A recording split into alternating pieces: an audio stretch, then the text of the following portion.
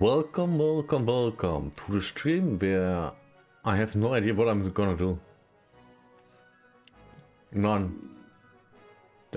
The stream on YouTube doesn't even have a title because I have no idea what I'm gonna do.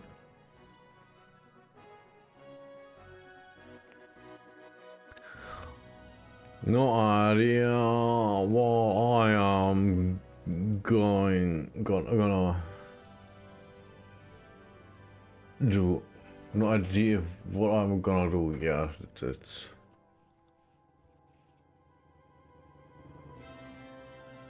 that sounds about right.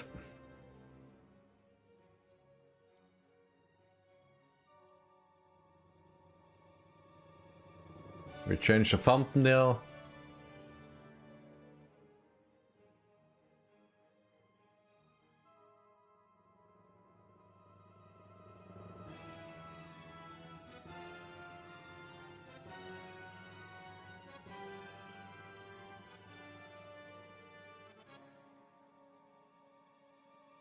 Fits. Oh, an update, of course.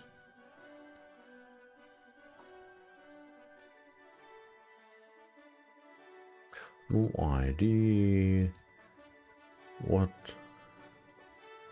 he gonna do.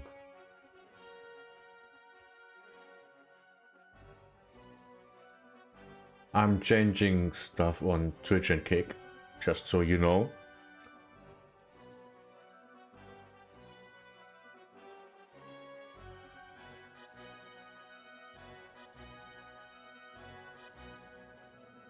And I really don't know what to do. I mean, it's Friday, and Friday is playing with Viewers Day, but I'm so...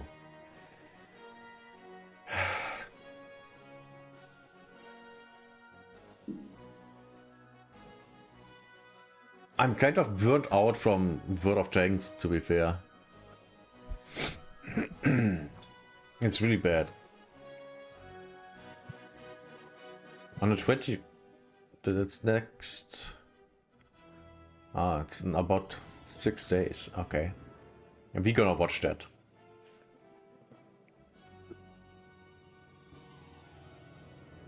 Man.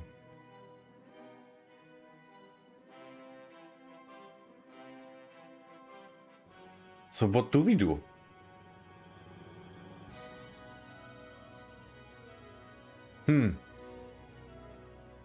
You know what?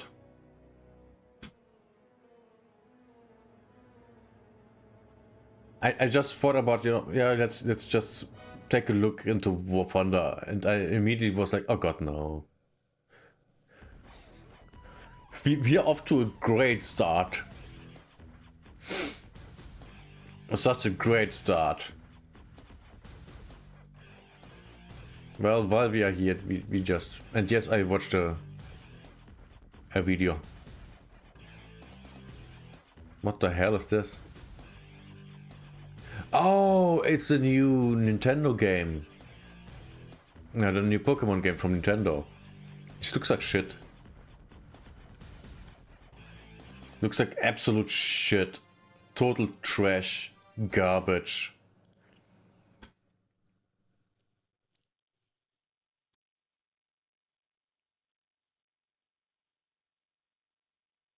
How much do they... Oh. I should have not looked. I should have not looked.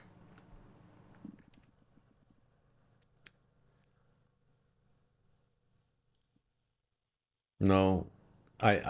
Jesus Christ, what's going on? Creepy characters.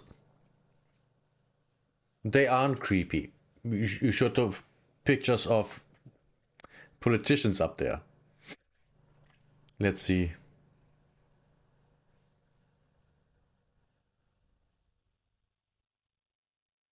Oh right.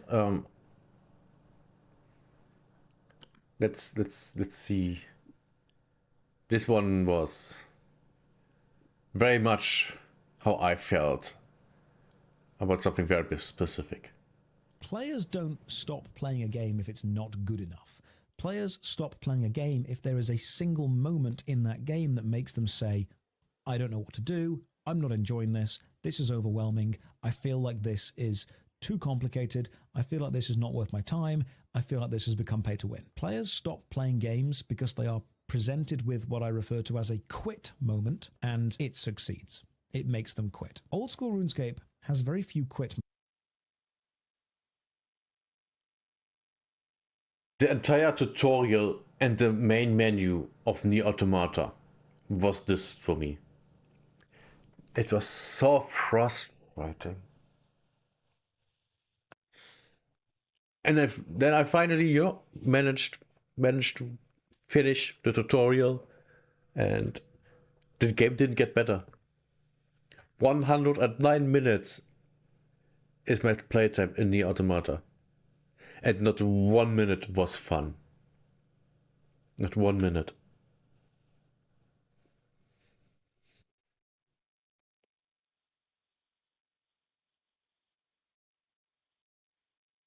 I think I will for years come back to Nier Automata and say how much I don't like that game.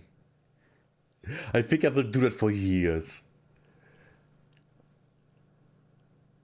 And that because it's not even because I want to do it, but because, it's there.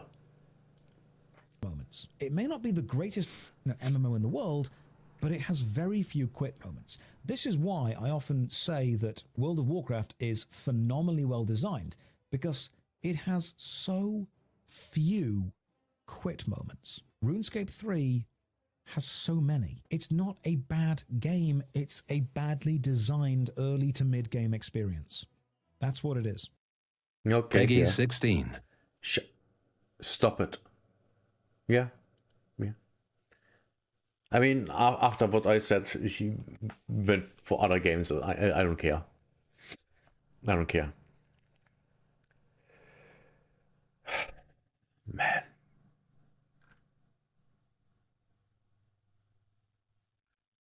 Let's watch this. There's actually a trailer for a new Terminator game. I didn't even know there was one in the making at all. So let's just watch this. Because I'm curious about this game. I have seen, I've done this and this and this, and it's 2D, and it's Terminator. So let's just take a look. Peggy 16.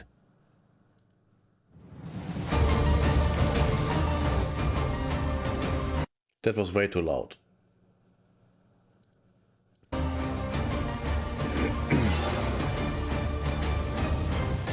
This looks just like a Super Nintendo game, which is great.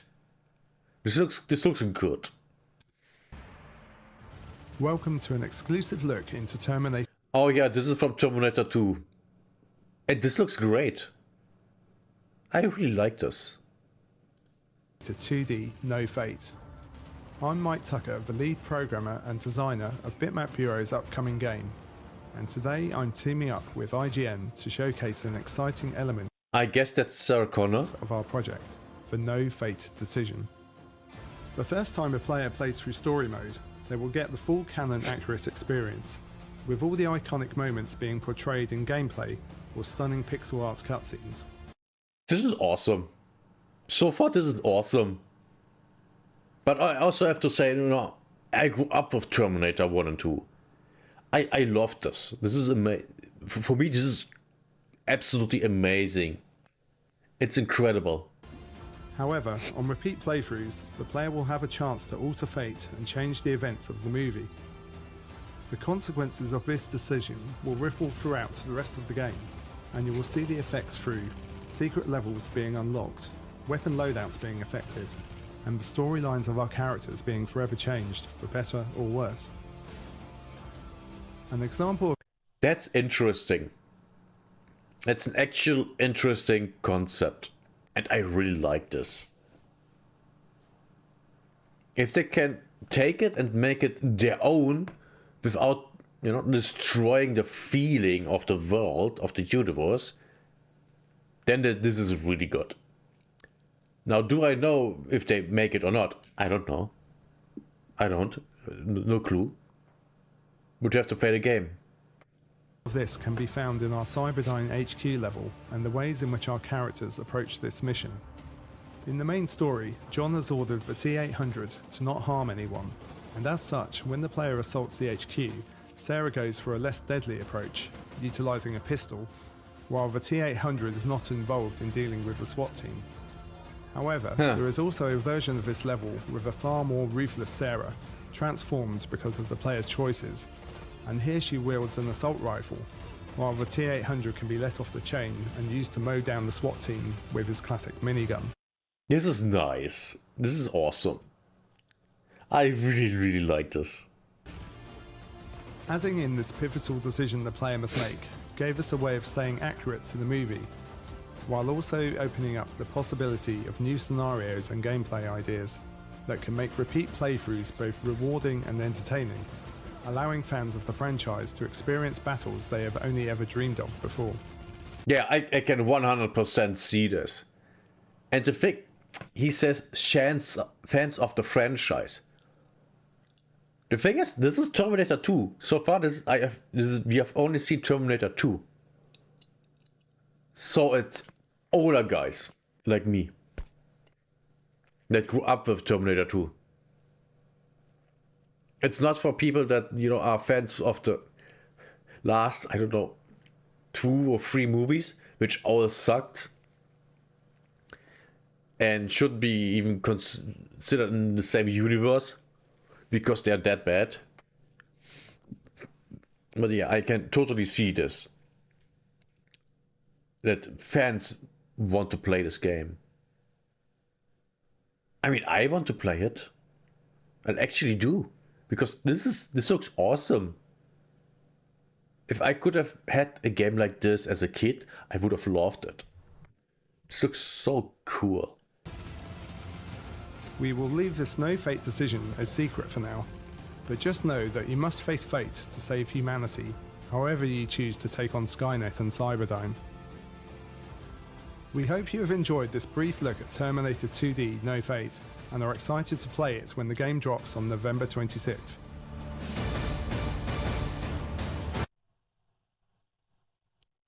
Epic Games Store Steam, yeah, thankfully. Yeah, this looks cool.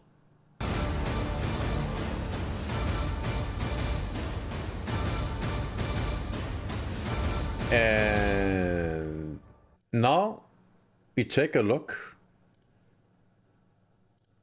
how much the game costs.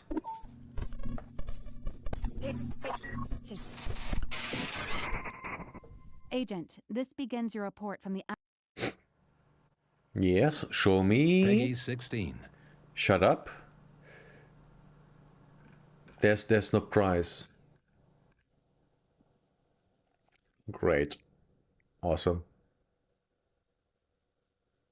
Fantastic. That was helpful. That was helpful. But yeah, 100% a game that's up my alley. Just because it's, you know, a Terminator game that's Terminator 2. You know, the good one. Well, one of the 2 good ones.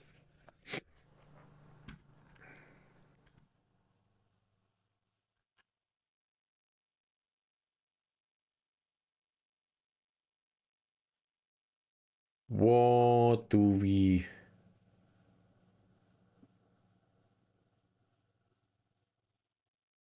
there was another one. There was another one about Blizzard. Oh. He did a video about this. I didn't know. Why is this still here? Why is this still here? Because I didn't delete it.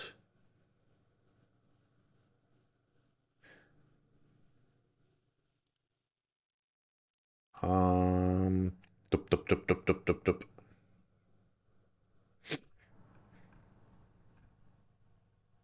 One month. Yeah, we're watching this right now. I wanna know what's going on in Blizzard because it's interesting. I think this is super interesting. Okay, everyone, this is one of those times where I really do not like being correct. So, to begin, a month ago, I said this. Now, I'm not saying that this is the end of the world, but I am saying this has got the potential to do serious damage. There's a reason why. Because World of Warcraft is about to get its best chance ever, and right as it has that chance, they fired the people who could capitalize on it. Very Of course they would do that. But the question is, who did they fire? unfortunately, that has came to pass. But I need to be clear here. Barring those whose roles were cut, it's the people who remain at the company for whom we should be the most compassionate. That's because shit rolls downhill. And that they got anything done for the release or the reveal of Midnight is a testament to those people's hard work. From all I've seen, the actual experience at Gamescom was fantastic. And when we look at the timing, these cuts happened. But that doesn't mean a thing. The actual game itself means a thing. But not the presentation of the game. Unless the presentation is great or dog shit. Wow, Microsoft laid off 9,000 people. Why am I not surprised?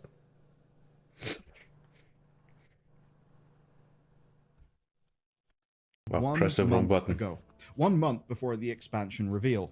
Can you imagine the chaos? So, I'll just say, if you're angry at the people doing the work, I think your anger is misplaced. And now that that line in the sand has been drawn, let's get stuck into things.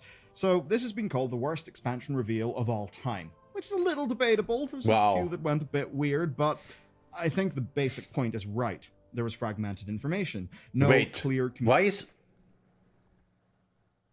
Why is he presenting and not the... Oh, did they fire him? Maybe. Oh. What did you find out, Hans? And be quick. This is bad. Did they fire the main guy? Why everyone was excited for him coming back?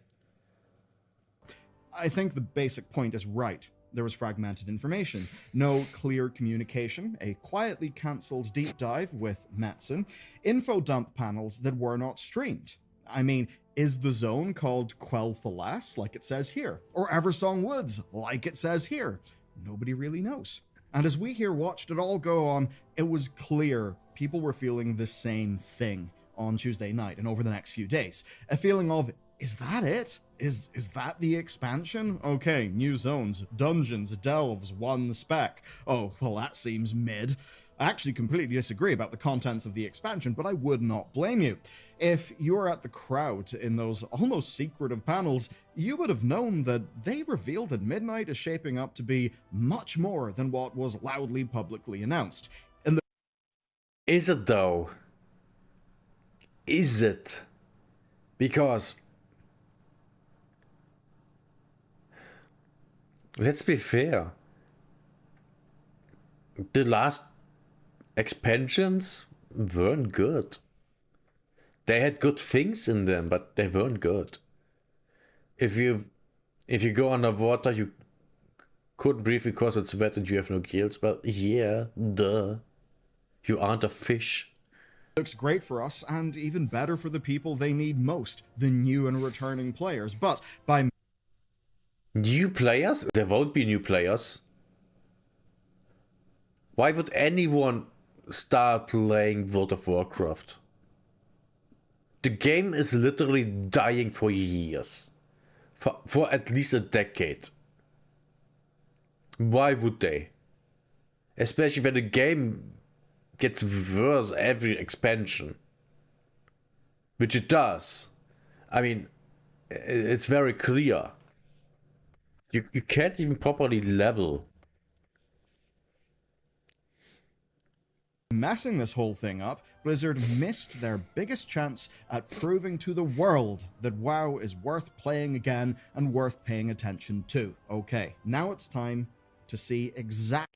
I, at this point, only pay attention because of videos like this. I'm just here for the shit show. how it went wrong. If you want to know what's in the expansion right away, well, you would have had to have scoured Twitter for phone pictures of slides. You'd have had to have combed through YouTube shorts that had weird generic titles. And the problem is that even if you did that, you would have been very likely to encounter lore mistakes or key terms being spelled wrong in those new bits of information. Now, Really? Man, Blizzard is really, really, going down the hill fast. Blizzard is a rockstar going down a hill at this point. It's so bad. you could have waited for the official VODs. That is, if you knew they were going to exist, and if you did watch them, well, maybe you saw the one with the unwatchably bad audio, or the one that got pulled because of major errors with the video itself. You could have went to Great. Blizzard's website, but that actually would have been the biggest mistake of all. Just take a look at this. Explore! As you journey through, you'll encounter. This zone is filled with stuff. And when you look through the copy, it is generic trash. And it's also completely wrong. This says the Imani have rebuilt their empire with the aid of the Zandalari. Just that the thing is, that's actually not the expansion plot. That's something that happened almost 3,000 years ago, and no, this is not a time travel expansion. Was this written by AI? Because that wouldn't surprise me at all. And once people called this out, the post, well, started to be edited. So here's a screenshot of them somehow publishing something that is half edited, and now here's a final version that has been fixed. Sort of. Because it still, sadly, is very weird. Like this bit about the Void Storm, quote, "So chaotic and violent, it is drenched in void." What does that actually mean? That makes no sense in the... Even there's a spelling error.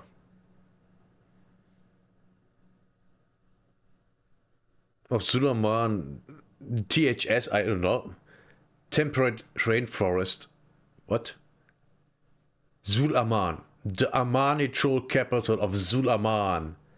Temperate rainforest is fiercely protected from outsiders. What? The temperate rainforest is fiercely protected from outsiders by the forest tribes who call it home. The forest isn't the capital. The capital is in the forest. This is written by AI, isn't it? Or by someone that... What's going on here? Let's look at this. Void Storm. A zone so chaotic and violent, it is drenched in voidy's mysterious world. What does that even mean? I really think this was written by AI. And well, then somewhat edited by someone that doesn't really know what he's doing. If I'm a game character and my player is bad, that means the character is in a looping world where a character is dying over and over. Yes. You have a suggestion for the stream title? Visit old games like Dead Space or something. Yeah, we had that last stream. I know you want that. We might do that sometime. I mean, we are already doing old games. I mean, Half-Life 1 is an old game. And I'm going to play through the entire Half-Life series.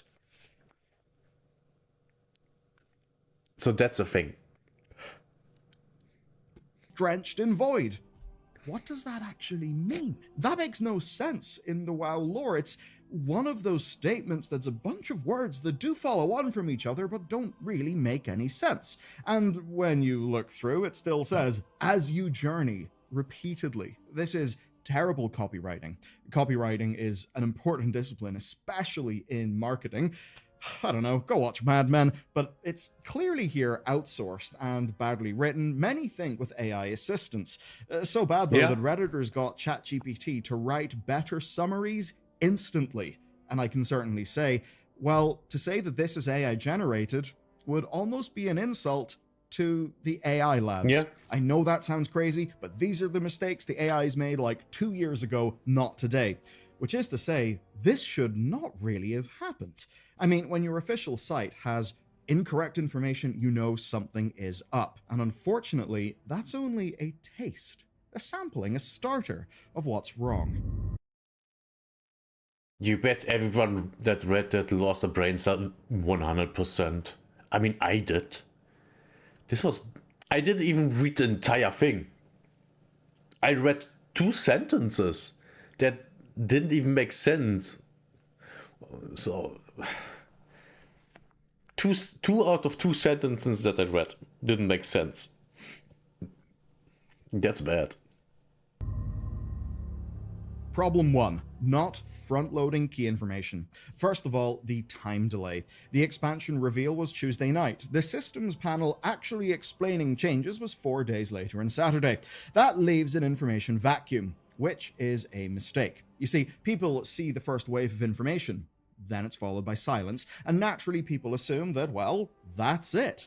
4 days is more than enough time for people to make a final decision of, I'm not interested, I guess WoW's still trash, who cares? And then there's the info itself. WoW had reported that transmog was going to be free. That turns out not to be the case. In fact, the whole system is getting a revamp. A fantastic revamp, by the way, but Blizzard didn't tell us right away. Yeah, that's bad. Someone got fired that day. Well, Microsoft fired 9,000 people. So someone definitely got fired at Blizzard of 100%. 5 days later, you could finally see the full panel exploring it. That's the same panel that got uploaded, announced, and then pulled because it had errors. And the Xbox Wire blog post reported some, quote, nameplate and HUD updates, and it took us almost a week to learn that they actually mean this, which is amazing. It's a complete modern nameplate overhaul to replace add-ons like Plater and Tidy Plates. Right, they are going to war with add-ons. I forgot that. Fantastic stuff. And even this, a built-in DPS meter, and also this, built-in boss alerts. These are fantastic things. No. This is front page expansion selling. If you need boss alerts, it's just like Asmongold said, then the fights are just badly designed. There's then just too much going on. If the players can't fight the fight without having boss alerts, then the fight is badly designed. It's very simple. News, especially to lapsed WoW players who are jaded about the add-on stuff. Yet, by the time that information was disseminated, many people will have already made their first impressions, their initial judgments, and that is something that you do need to control. It's very easy in the realm of marketing to forget that the people you're marketing to actually have lives. Whenever you get their attention, you need to get your core points across. I mean, the gameplay trailer didn't even bother to show off those huge new upgrades. We were told about a new epic battleground, but not that World PvP is actually getting its own section of a zone, which is proper exciting. They said the player versus NPC. But no one does actual PvP anymore. In the outside world, at least. And as far as I know, no one does that. No one gives a damn about that. So why even bother with that? CompStomp was getting renamed to Training Ground. They didn't say that it was becoming a full-on PvP tutorial designed to onboard players to that experience. Do you know that there's a complete overhaul to the new player experience, including a tutorial on interrupts and actual basic game mechanics that people need to know? You probably don't know from Blizzard's PR wave, but hey, now you do. The list goes on and on, so... That's a good change. I mean, finally they do something. But then again, do they make leveling better? I doubt that.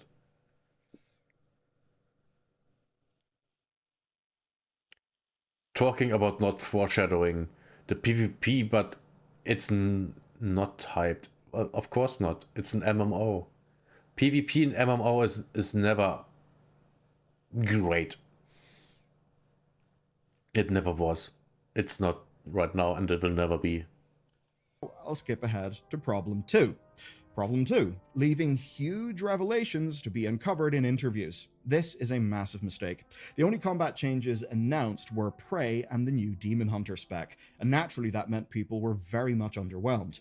But it was only a few days later that we learned that most classes are getting major changes. In fact, their whole design philosophy has changed, and we're going to learn more about that soon. What? We only Why? know that because the right person was asked the right question in an interview. It was not part of any proper, well-planned announcement. It didn't happen along with visuals such that it would actually stick in people's minds. So basically, everyone that knows how to hype up stuff is not at Blizzard anymore. Great. Awesome. Fantastic. Yeah, the game is dead. I mean, if they can't even, sell their product anymore, getting people hyped up for it, what are they even doing? No, people learned this because of a Wowhead post or a tweet covering an interview. That is not how you get stuff across in a way that means people will remember. And it wasn't until Saturday night that we found out that Midnight was bringing a stat squish. Now it's not expansion 7. They did that a lot of times with almost every add-on since, I don't know, Legion, I think, will work like previous squishes, going from 700-ish item level to somewhere around the 100s, coming in 12.0 here. That's not nothing new, that's not exciting, there's nothing. You played an MMO once and you just click whatever my finger lands on. Yeah, no, you shouldn't.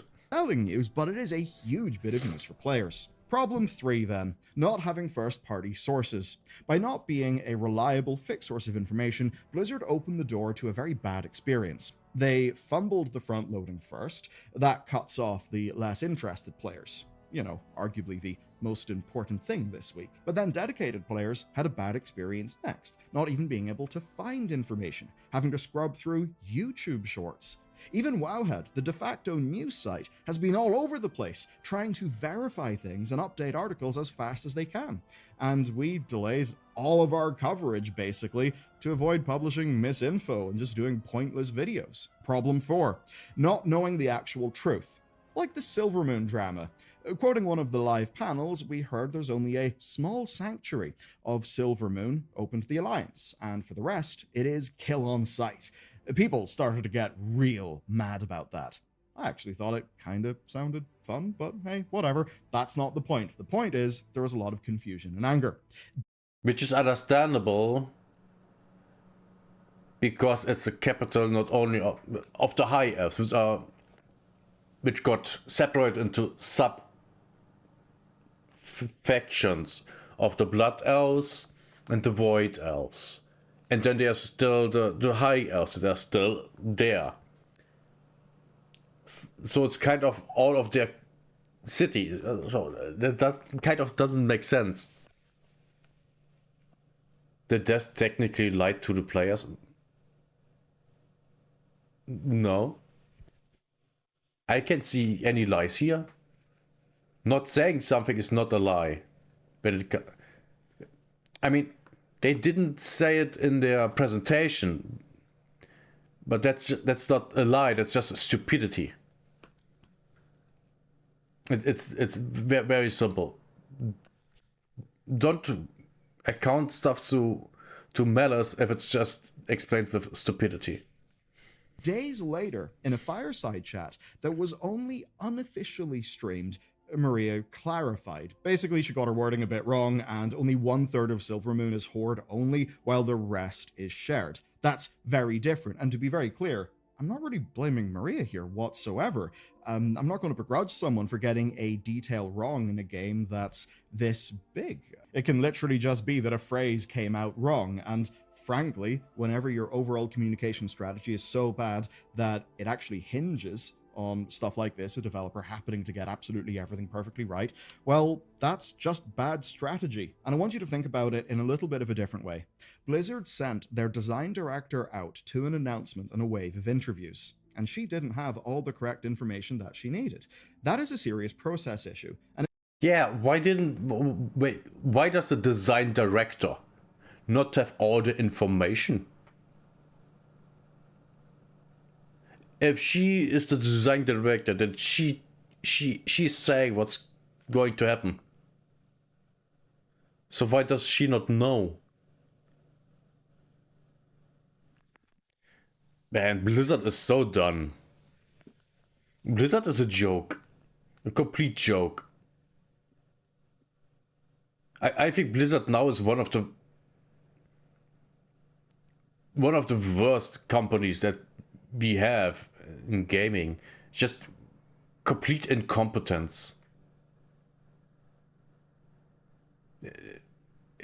It's incredible how far they have fallen. I really don't have words. it may sound kind of wild to you, but you have to remember, Maria is probably right now working on The Last Titan, and perhaps even working on the patches for The Last Titan.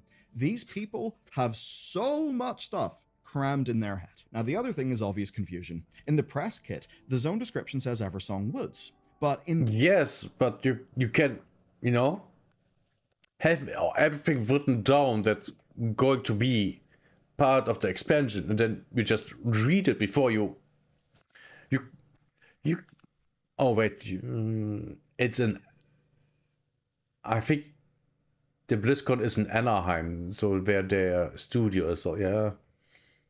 But read the stuff the day before. There, fix the problem.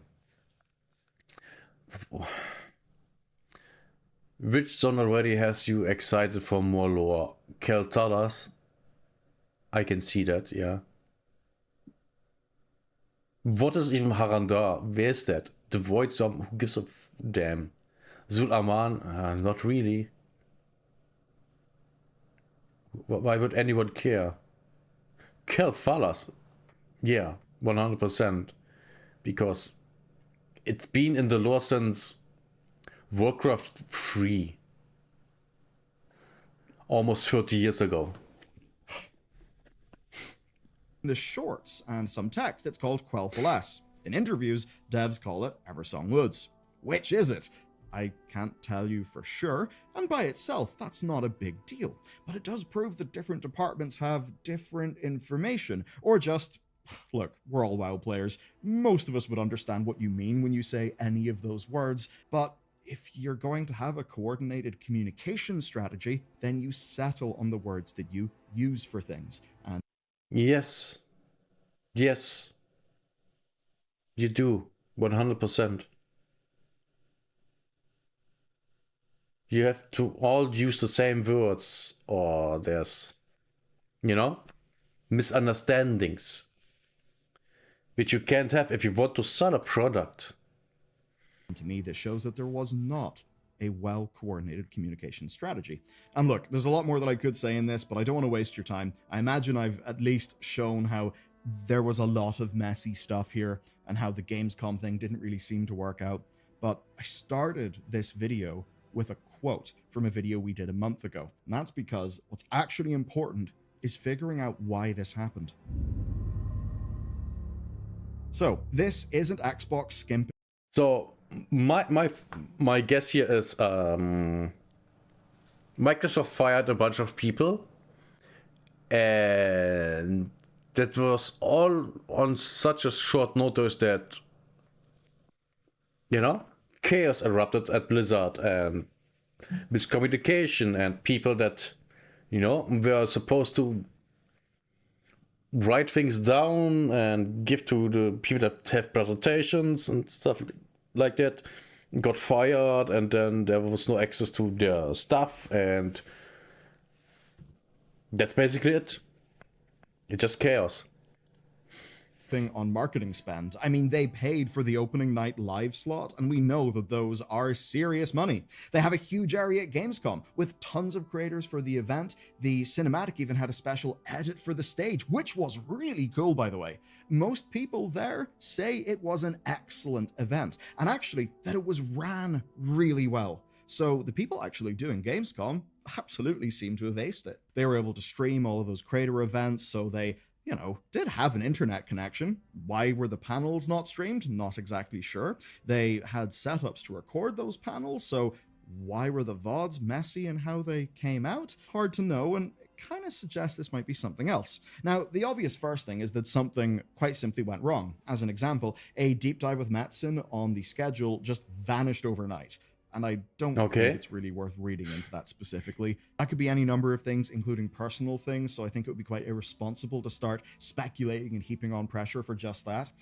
But mistakes in changing plans are one thing. The other thing is how you triage changing plans, and it seems to me there's a resourcing issue. It is a shame that they fired the one team literally perfect for this. Now, we know that Microsoft laid off 9,000 staff earlier. Well, they've laid off many more staff actually this year, but the most recent layoffs just over a month ago were 9,000 staff, and up to half of those were from Xbox, which does include Blizzard.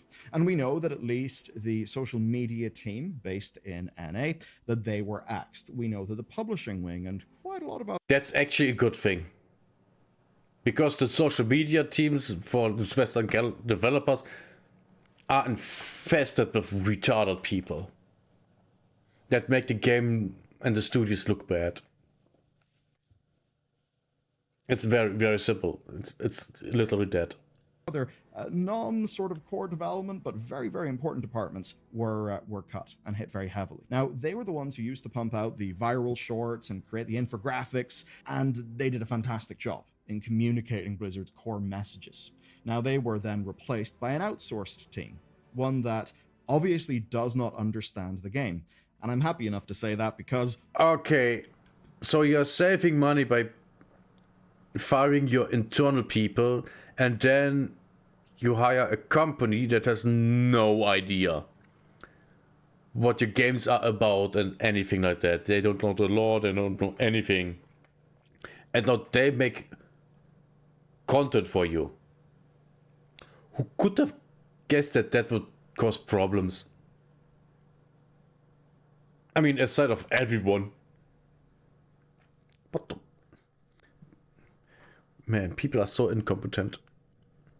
Look at some of the 11.2 communications, how poorly written those were, just like this. How for Mists of Pandaria, they got key things wrong, like literally saying that Pandaria is the Timeless Isle. Lots of bizarre stuff that an internal Blizzard team would just not get wrong. And this does explain the one showcasing of the Devourer spec, ignoring the juicy bits. It's as if it was done by people who don't know what players would actually be excited about. It would have been great to tell people that it's got a melee hybrid build and it's got new hero towns. There's more as well. It's why the one that quotes all the wrong info about Silvermoon. This looks amazing. This looks really nice. I really like it. Is still up, and why there's nothing new or interesting. No rapid clarifications, no new infographics. The part that sticks with me the most is the VODs going up completely busted. Whoever's on their end is either not equipped or was simply rushed. And it's not really their fault, it's the situation they were put in.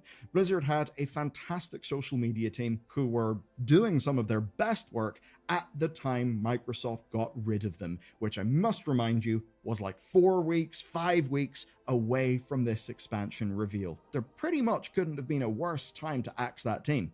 And as I sit here, the fireside chats from Saturday afternoon aren't up yet. The host of one of them, Mr. GM, also said that he doesn't know when they'll be up. And it's not like Blizzard don't know. When Ian Hazzikostas, game director, took stage for the systems panel on Saturday, he actually opened with an almost apology. To quote him, "Thank you for your patience over the course of the past week as we've tried to get out all of the information. I think you only say that if you know that something isn't right." And hey, pretty cool that he said that. It is a bit of a wink. Yeah, that's a win. Acknowledging that something went wrong and apologizing for it is always a win in situations like that. Asking for, yeah, we are sorry, please forgive us. Stuff went wrong. That's better than pretending that everything is fine. When, things aren't fine. Of like, hey, we in the team kind of know. And that does feel reassuring. So they see what's going on, I think, but they're obviously busy with all of their own commitments. I mean, I can imagine there are some strongly worded Slack messages and internal emails flying around the place. Whenever something ends up as bungled as this, it's always a bit of a mess internally in companies, and I'd certainly say I don't have much faith that the breakdown of why these things went wrong will be that helpful. I just don't believe it. It's abundantly clear those making the resourcing decisions just don't really have a clue. You can't get an outsourced team to be reacting, swiftly and effectively in a case like this. They're Of course not. moving in their KPIs and their OKRs, their numbers, blah, blah, blah. They'll post a ton of shorts. They'll post blog posts, they'll send out widgets, even if, say, the titles of those shorts don't make sense, even if a bunch of it's poorly written, even if the information is off, because they're an outsourced team. My question: where does the team sit? Which, for the ones who don't know what I'm asking here, is where are they from? Is it a company in North America, Europe? Guaranteed not. If they want to save money, now they're probably South America, somewhere Latin America, Middle America, in Asia, most likely Asia. So the titles might not make sense because number one, they have no idea. Number two, their English isn't that great. Can be a lot of things. And hello, Jesse. We are doing some reacts instead of playing War Thunder.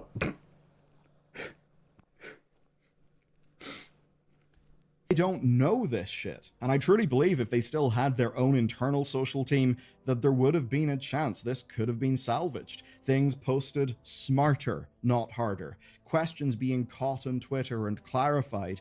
Perhaps even some jokes about the whole affair that would diffuse the horrible vibes all around. And as time passed, clips of the panel has spread. And that is good. People are learning things, but the information still is not centralized. At least it's out there. Some people have stopped dooming, and the expansion looks a lot better than it did on Tuesday night. Seriously. Game-changing UI updates, class reworks, real PvP changes, and overall, I'm personally really, really down. This shit appeals to me. And I'm not going to say that it's too late, but this absolutely was Blizzard's ball to drop, and it has been dropped. Now, it's not all doom, though. They've got some time to recover. We know that alpha is in a few weeks, and blog posts are coming soon. Now, that does not change the fact that we saw this coming. We knew that these layoffs were going to be a problem. That's why, a month ago, in our video covering this, we quite literally said, wow, this seems poorly timed. Wouldn't it be a shame if the reveal of your new expansion was perhaps somehow torpedoed by making these cuts? I don't like being right and things like this. I would far rather have everyone be properly excited for midnight and just get to talk about the game. But obviously, the morons from the enterprise software as a service company known as Microsoft don't really understand these things. Spreadsheet cost-cutting often targets the soft skills first. Things like crisis management, or even just an appreciation of that team knows the specifics of this game's community. Maybe they, therefore, give us value that an outsourced team can't. Because the outsourced team isn't really a member of the community that they're trying to speak to.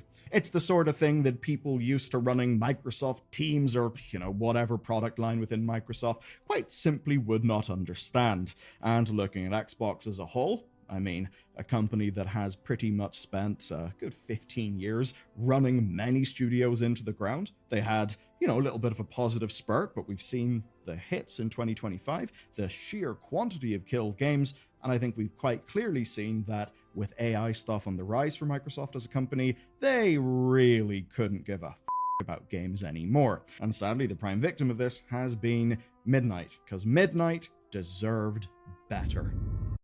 Did it though? Did it? Because I played the last expansion partly. I think I leveled 2 characters to max level within a week. The first character I did on the first weekend. That was kind of fun, and then I had to repeat all the quests with the second character, and I was done. It was so boring and tedious.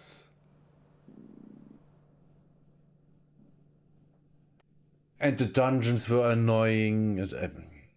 The game is just not fun. Do you know what's funny about this? Blizzard's patch reveals are better than what's happened for Midnight. Oh, Jesus. Please, no.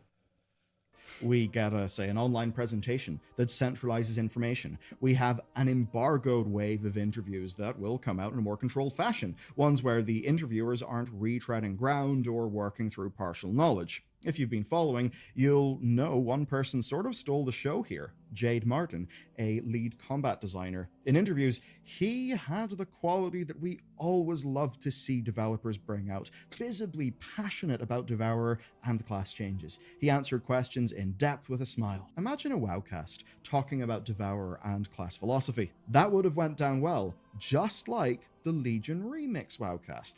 Because funnily enough, we've already got a format for diving into these details. People... Good question from Hansia. I wonder why the new games not stand their ground, but the old games still standing tall. It's what Asmongold always says, all the time. The old games are made to be fun. New games are made for engagement. That's why. The new games want you to log in every day. Old games, you play until you are bored and you stop.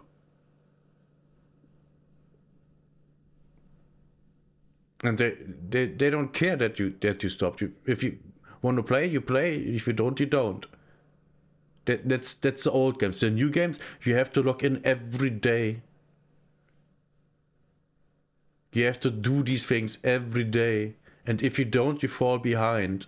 And you don't want to fall behind, right? So you have to log in every day. That's the difference. And of course, old games are, to be fair, mostly single player games. And new games are all online, live service games, yay. Yeah. Maybe I don't want to be online all the time. Maybe I want to play alone and just enjoy my time and not be surrounded by other people all the time. Maybe that's a thing. Loved seeing the contagious enthusiasm on display. And if the devs are so excited, how can the game not at least be fun? That's good natural marketing. It's a strategy that works for them. And hell, because it was nearby, they even had Ian show up for Echo's Race to World First Studio to talk to camera. That should have been a victory lap, but all these issues cast a shadow over it all. So I hope the Blizzard have got a solid plan for PR around the alpha, and I hope they have something else in the tank for new and returning players, from a communication standpoint. Maybe something like that Illyria animated short, which currently has got a cool 8 million views. But if I'm honest with you, I worry that things like that will exist in the future. I do not see today's Microsoft as a company willing to fund things like that Illyria short. Things that, Of course not. you know, aren't direct performance marketing, because they clearly don't care about those soft factors. They clearly don't have an understanding. Of course not. It's Microsoft. They want money, money, money. Money and control. That's all that there is.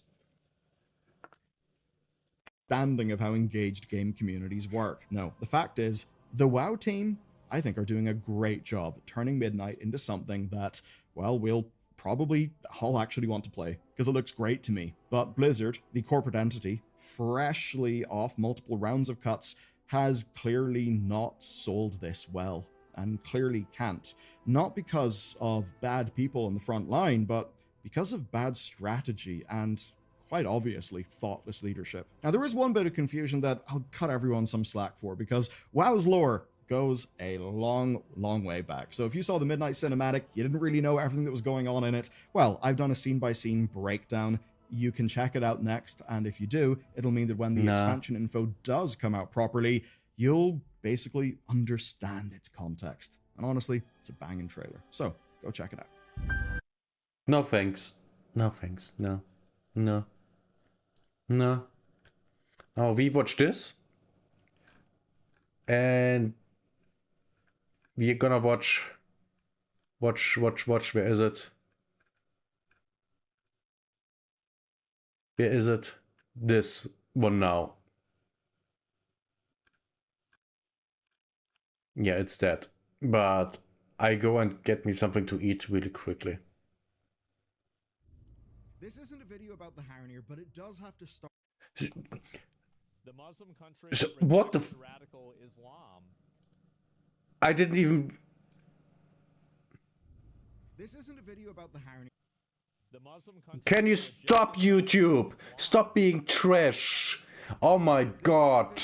I hate this website. It's the worst in the world.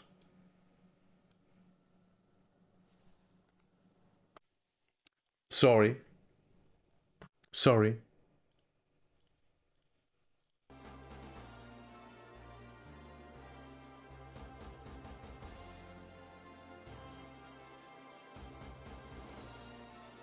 They forgot money is still paper.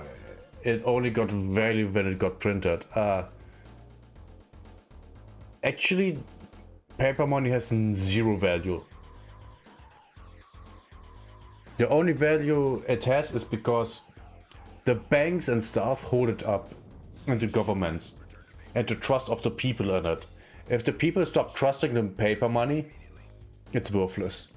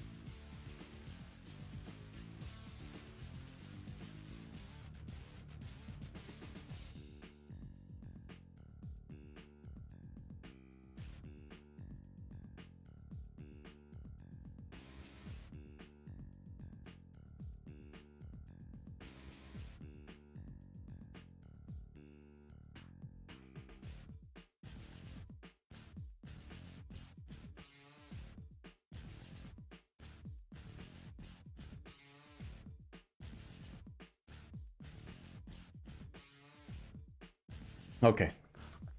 I got me a piece of some Christmas cake stuff with alcohol in it, of course. And now, we continue watching. Continue. The second part of this 2-video series. Let's see how bad it's gotten. This isn't a video about the Harrenir, but it does have to start off with them because they are basically our into a story that I've been trying. Why was the audio so loud compared to the last one? I've almost gotten all the way down here. Why? To tell that I've been wrestling with for months now. So, Blizzard just admitted that the Harrenir were supposed to be an allied race in the War Within, not the sort of bit players that we ended up getting. And that absolutely tracks. Think about how they were marketed as being central, even in the full-blown cinematic. And now, of course, we know their role was cut back, was moved to midnight. This is something we'd all suspected, but now it's been confirmed via the fireside chat with Maria Hamilton.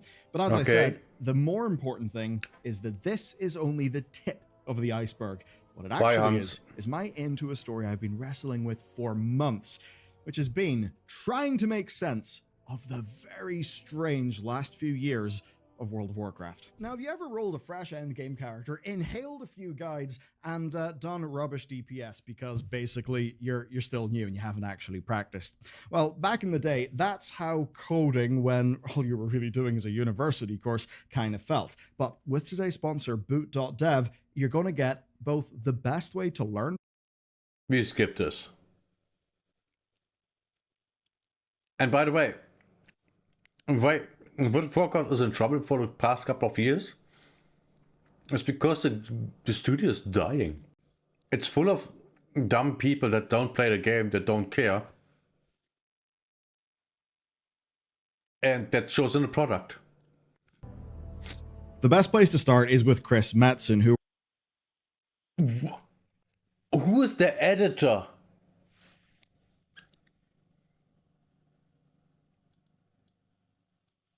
returned 8 months into production of The War Within.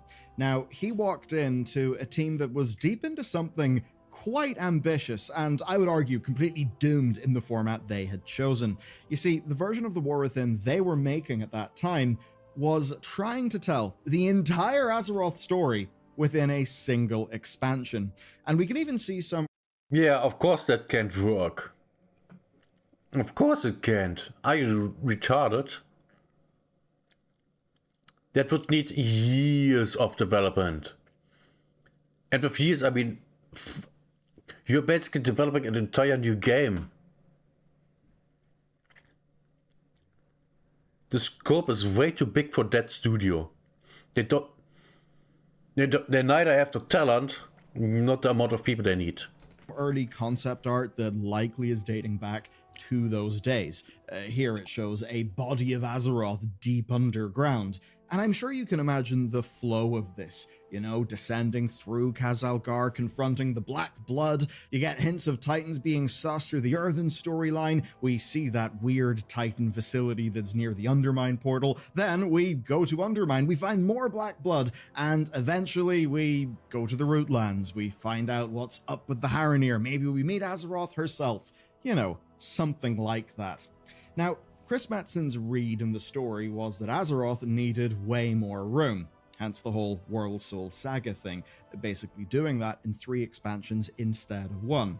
Now, I completely agree with that call. I think it would have been insane for us to meet Azeroth at the end of the War Within. But there was a little bit of a problem with all of this. You see, Chris Metzen returned pretty much right as Dragonflight had launched. Now, by that stage, again, War Within was 8 months into production. Doing a pivot of this size at that point in time was always going to leave visible seams. And I think we have all noticed this quite profoundly over the last 2 expansions.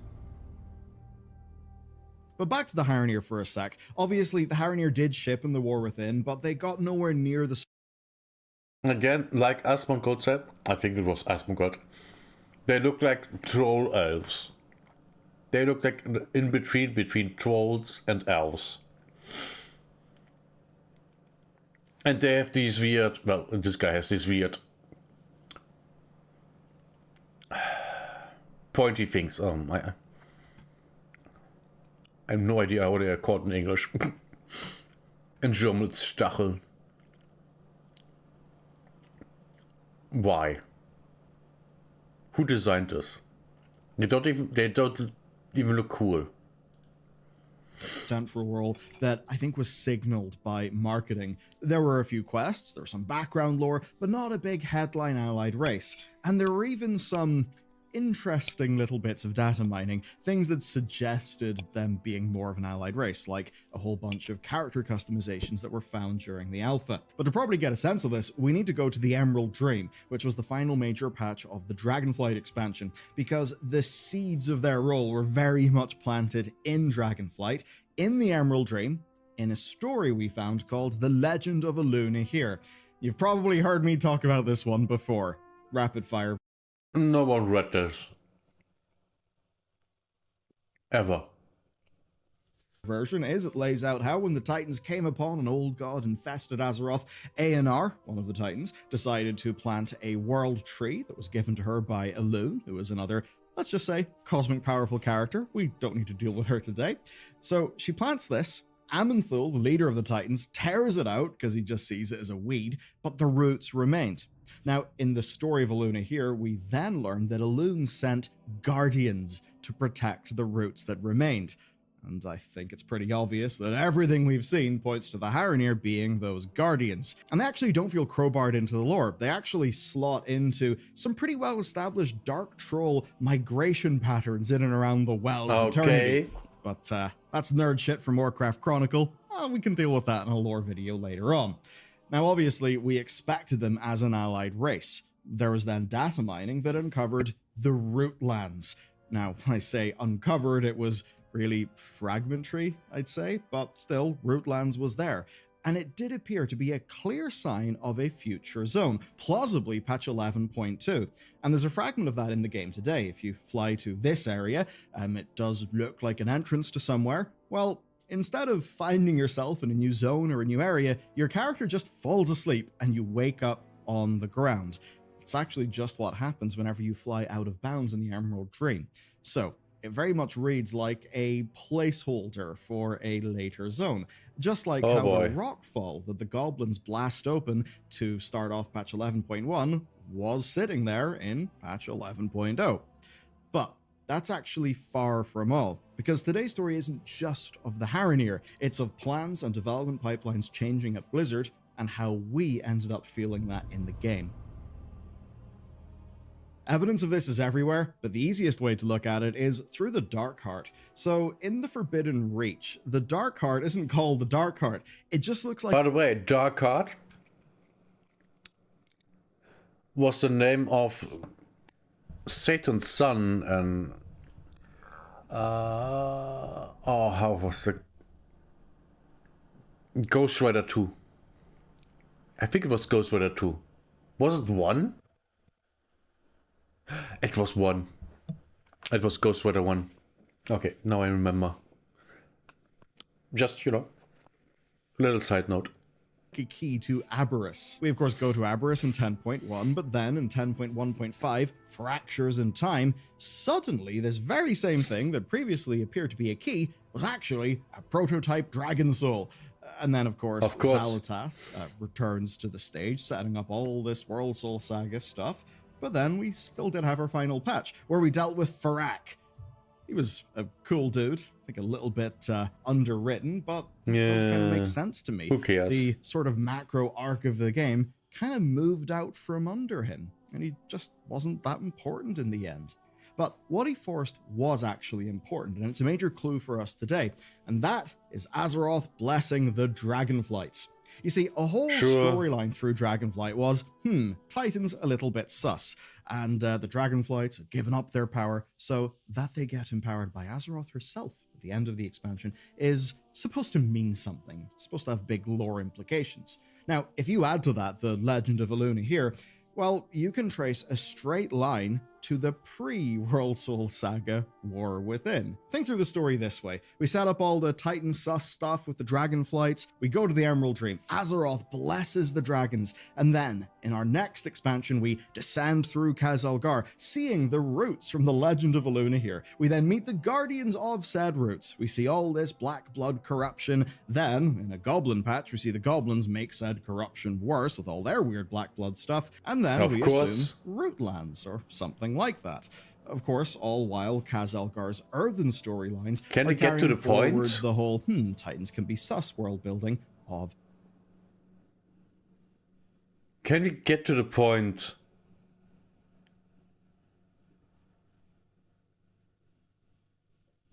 Yeah, this is nothing burger. Let's just say Blizzard is fucked.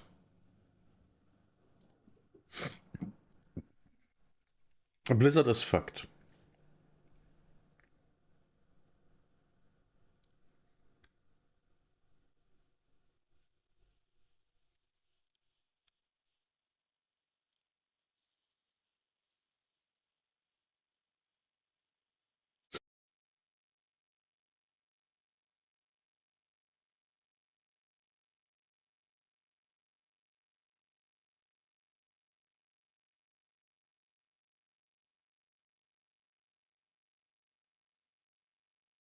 Ooh, we are watching this. Might be funny. Might be funny. Hey, what's up guys, Riff here. So today we're going to be once again talking about Take Us North, which is essentially a piece of propaganda masquerading as a video game. We talked about it a month or two ago, so why are we returning to it today? Well, yesterday the developer, Anima Interactive, released a lengthy statement about the attacks they have been receiving over the past couple of months, including a direct mention of Asmongold, among other, as they consider, right-wing extremist YouTubers who talked about their project. Yeah, I guess I would know a thing or two about that. I just wanted to point out this funny post from Hero Hey. So apparently on Blue Sky, which is not a surprising place for this, myself, Kirsha, Leaflet, Hero Hey, and Pippa have all been identified as literal Nazis. But even more curious is that there's also profiteers and those promoting it, including the Mythic Team, Henya the Genius, Doki Bird, and even Iron Mouse. Yep, according to Blue Sky, Iron Mouse is a Nazi supporter. Of course Can she you believe is. that? Well, it's an Iron Mouse is a Nazi. Because she has tits. Never forget that. insane asylum over at Blue Sky, so I'm not too surprised. But as always, this is basically just a big follow list. And why don't you, while you're at it, go ahead and like, comment, and subscribe on this video to help boost it in the algorithm. So, let's just give a quick rundown of what we talked about last time with Take Us North. So, this was a project on Kickstarter that raised $61,000, went past its goal, and there's a lot of great rewards they offered, including a $5,000 reward where you could literally go visit illegal immigrants. And then they have their entire story laid out here. Wait, what? What? I think I just had a stroke. Take Us North. So this was a project on Kickstarter that raised $61,000, went past its goal, and there's a lot of great rewards they offered, including a $5,000 reward where you could literally go visit illegal immigrants.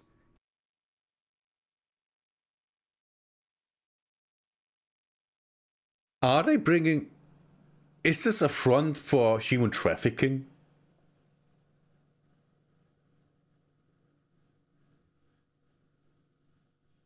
Is it? Might be. And then they have their entire story laid out here, where essentially you are a part of illegal immigrants trying to enter the United States, and they're trying to humanize the migrant and refugee experience. And now, based on what we're going to read in just a second, this experience includes coyotes, the smugglers. They're going to try to humanize them as well. They actually confirmed That's what's going to be happening in this game. But of course, there was also connections to Wings Interactive, Sweet Baby Inc., Clever Endeavor Games, Microsoft, and even the United Nations. The usual suspects had a hand. Yeah, the ones that want to destroy the West. Yeah, of course. I'm not surprised. Everyone that's into conspiracy theories knew this. Everyone. To play in this game's development, and a lot of people were focusing on Carla Reyes, which is one of the creators of this game, and not that long Yeah, they look like they would make a game like that. Yeah. ago, she spoke at Gamescom trying to promote this game, and Asmongold shortly after would react to that video, and that's where a lot of the attention towards what has been dubbed the illegal migrant simulator began. Let's get it. As my pronouns are she, her, and Oh yeah, the moment someone says something like that, you know they're retarded. Yeah! great. So I got a little intro. Thank you. My name's Carla Reyes. My pronouns are she, her, and yeah, I run a little indie studio called Anima Interactive.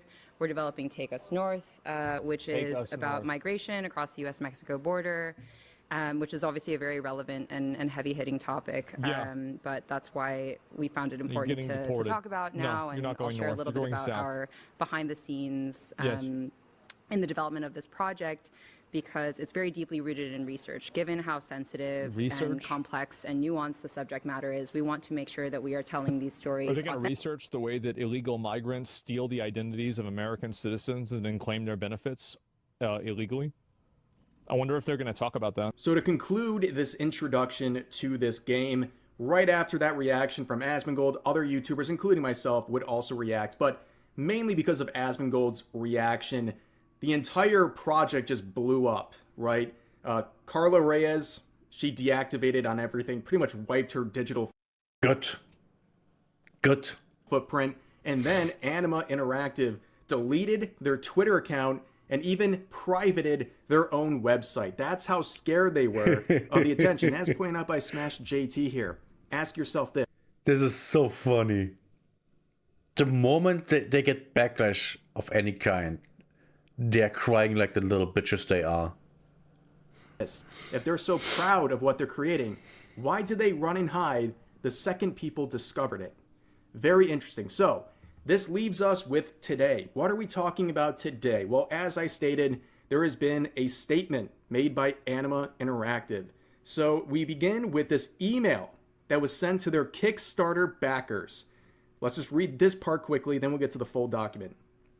They say, "Dear friends and supporters," and skipping ahead, they say, "Unfortunately, as some of you may know, after our creative director Carla gave a presentation about Take Us North at Gamescom in late August, Anima Interactive and Take Us North became targets of an online harassment campaign by right-wing extremists. For the safety of for our safety and the security of our team members and families, we had to make the difficult decision to step back from the public communication and minimize our online presence." So yeah, they're blaming the right-wing extremists, referring to people like YouTubers and just social media users generally, who had something to say about this very clear piece of propaganda that is... Well, of course they do. Of course. I mean, is anyone surprised that the tools do what they are supposed to do? Which, by the way, everyone that's working in that studio is just a tool of the people that stand behind them, supporting them. Is being masqueraded as a video game. Now, this is where it gets interesting. There was an article written about this. It is now gone. They deleted it. The whole purpose was to say, we're not being silenced, and well, they silenced themselves. Because once again, the second they got discovered, they nuked everything. But of course, the internet is forever, and there is an archived version of this post, which we're going to look at today. It is titled, "Replacing Fear with Empathy." We are currently in the midst of Hispanic Heritage Month, a time typically marked by vibrant festivals and cultural celebrations, but this year some of that joy is muted. following a recent Supreme Court ruling. Many Hispanic heritage gatherings across the U.S. have been canceled as fear over immigration enforcement and safety concerns arise. These cancellations contribute to a pattern of cultural erasure that is pushing historically marginalized communities into the shadows. That's retarded. How are the Mexicans that live in the south of America erased? They aren't. They're everywhere. If you aren't in America illegally, then no one has a problem with you. You work there, you know, you have your neighbors, they are lying through their teeth. Of course they do, because if they would say the truth, then they wouldn't get any money. Now you have to ask yourself, why would people attending these sorts of gatherings be afraid of these immigration enforcement issues? Well, probably because they're here illegally, which kind of goes hand in hand with this entire project. But this is the probably the most important part, saying, I've come to know these shadows as well. In late August, Anima Interactive and I became targets of a viral online harassment campaign after giving a presentation at Gamescom. There wasn't a campaign. You said something retarded. Someone watched it and reacted to it. That has millions of viewers, who has millions of viewers, and some of these viewers went nuts on your ass. I mean, not that you are not used to having people nut on your ass, but that's not the point here. But also, that's just what it is. Just a couple of people, didn't like you and what you have to say. And then you are reacting like a scared little girl that you are. I'm not surprised.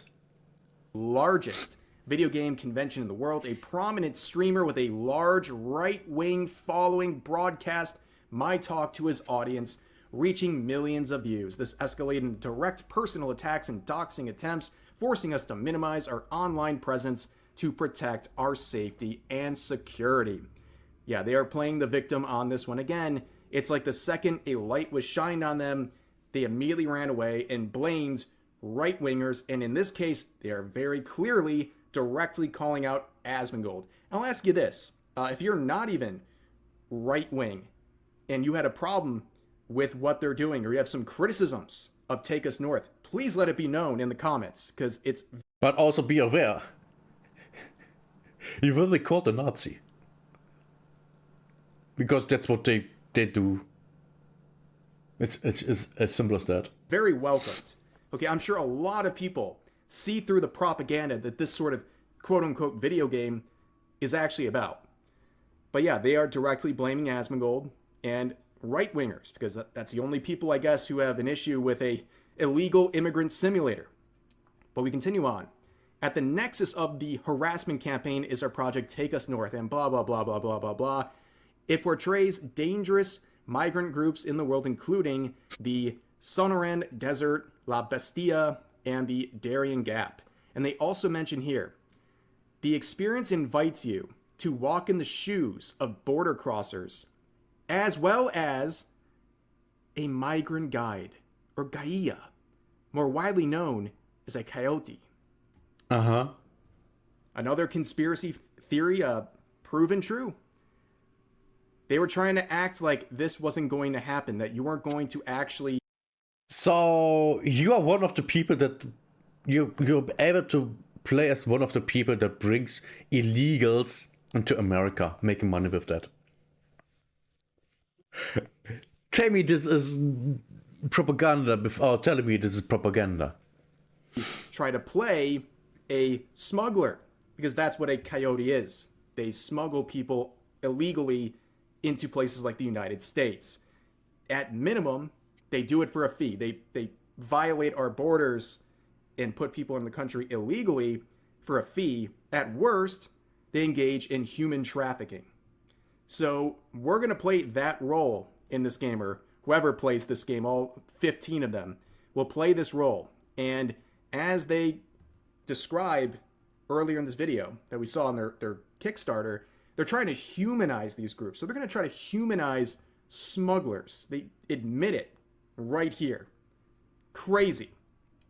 But then they try to shield that narrative by saying, as a first-generation immigrant from Guatemala, migration is not an abstract political issue for me, which is very interesting because I found out that Guatemala, their Congress, about a decade ago, passed an anti-coyote law, particularly targeting illicit trafficking and smuggling of people by these individuals. So I don't think Guatemala is really down with the coyotes.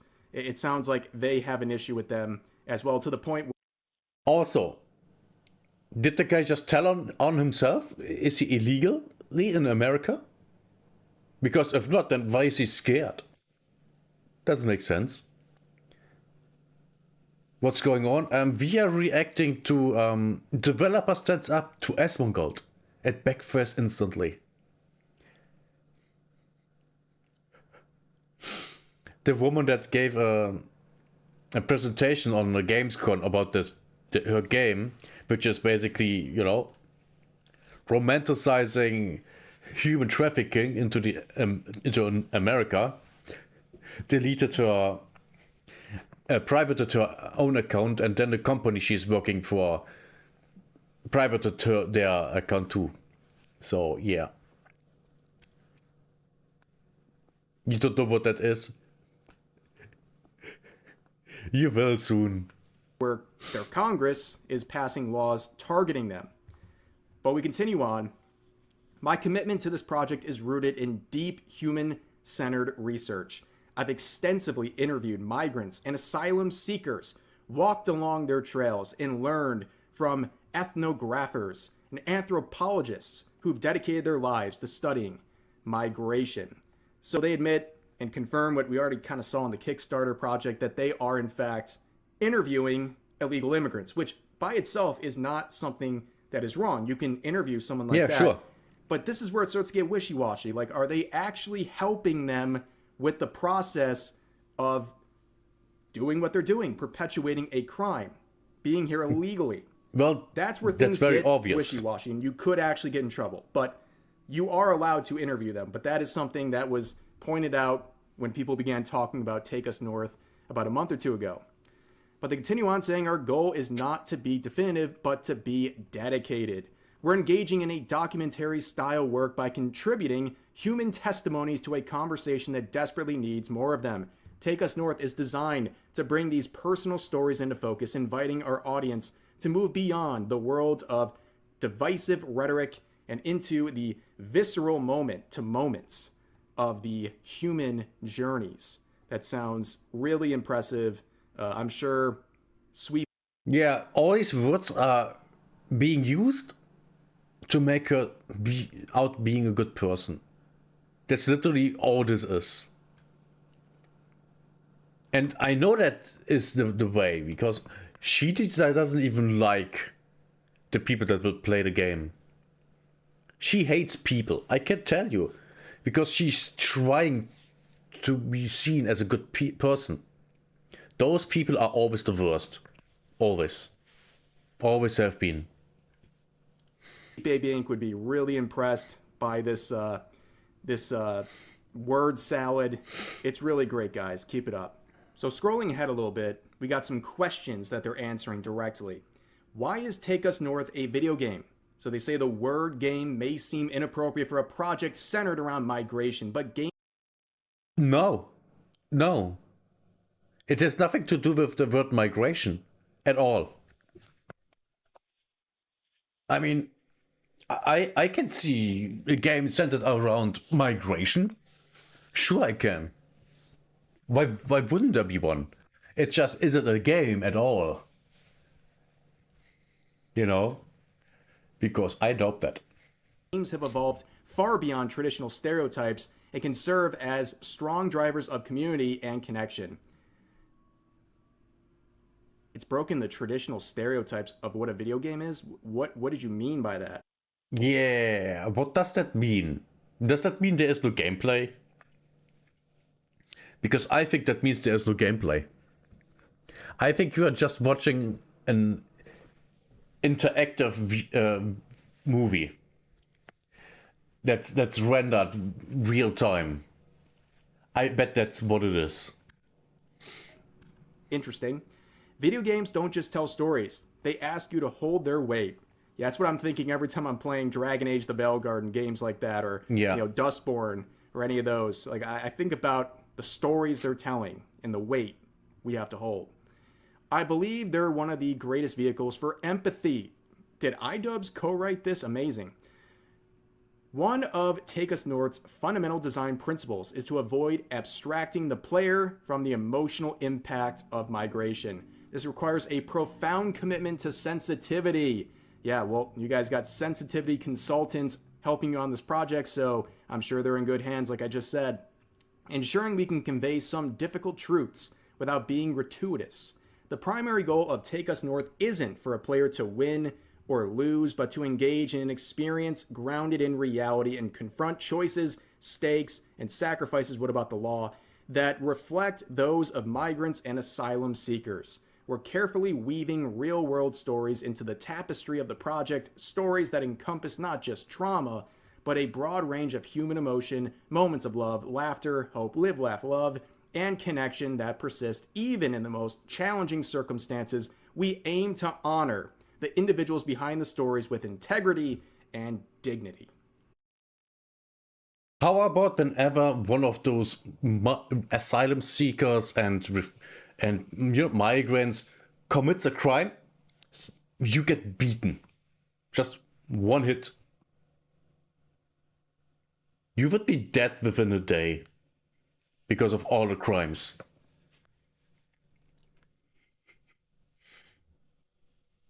If you know, you know. Video games? This doesn't sound like a video game at all. You know what? They're right. They're kind of breaking the mold of what a video game is by selling you basically political propaganda. Which it Very is. interesting, but they answer the next question. Does Take Us North condone or glorify human trafficking? Absolutely not. Firstly, it's important to distinguish between trafficking and smuggling. Now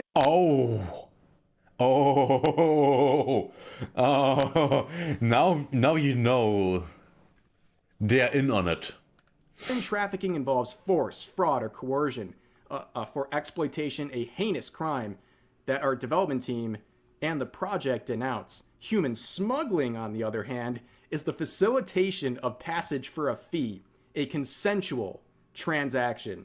Wow, that's just great. Yeah. That's also human trafficking. It is.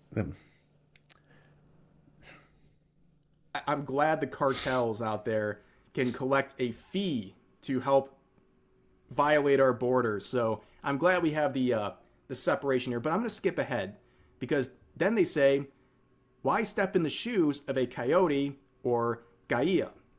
Not all Gaias are directly involved with the cartels. Through research, we've discovered that many migrant guides are simply people who, out of desperation or to make a living in a hostile economy, become facilitators. Again, at the very minimum, they're helping people enter a country illegally for a fee. Yeah. At the maximum, which makes them criminals. Because they're human traffickers or human smugglers. They're also engaging in human trafficking. So there's sort of dichotomy here where they're trying to split up trafficking and smuggling. It doesn't really matter because coyotes do both. Like, they're trying to humanize this practice, which is very, very weird. Okay, I don't really know who came up with this idea, but it's not working in the year 2025. People are looking at this and asking questions, and I think that is fair. But then down here, they are asked the question, is Take Us North propaganda? Propaganda takes an easy path to a conclusion and makes sweeping statements on morality. Which you do? contrast, Take Us North embraces complexity rather than reducing it. The project explores moral ambiguity and provokes difficult questions rather than providing simple answers. This is storytelling as inquiry and not indoctrination. That's a lie. That's what people selling you propaganda typically tell you. They're the only ones who have to tell you it's not propaganda. If they're telling you it's not propaganda, it's propaganda. But I'm going to conclude here. I think we get the point, right? But this last paragraph, they begin by saying, the wave of harassment against us has been met by a powerful and humbling counter-current of solidarity led by artists, developers, and advocates across the globe. What about gamers? Yeah. What about gamers? This will be another situation like Dustborn, where they have 10 players, and these 10 players are all YouTubers making videos about the game, how bad it is. And another, I don't know, $1 million from taxpayer money gone in the wind. Who's the target audience? Is it to impress artists, developers, and advocates?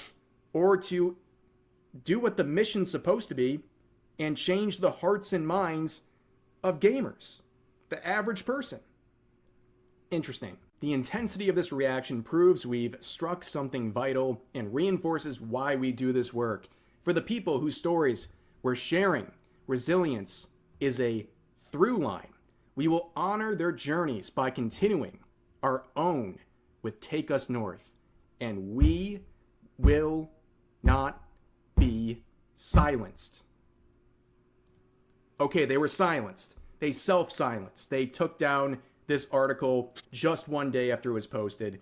The irony is palpable, ladies and gentlemen. The people screeching that we have so much support and that we won't be silenced are silenced really quickly the second anyone who is critical of them pays attention for 1 second. Yeah. And that's what happened once again. And that is the update on Take Us North. Where this journey goes next, we'll have to wait and see. But for now, that's going to do it for this video. As always, feel free to share your thoughts about today's topics in the comment section down below. Hope you guys enjoyed the video, and I'll see you next time. Hey guys, hope you... Good video. Hey, what's up, guys? Yeah, I think they will go bankrupt. They will publish the game, no one will play it, and the studio will dissolve immediately. That's what's going to happen. 100%. I'm absolutely sure about that. There's no mistaking it.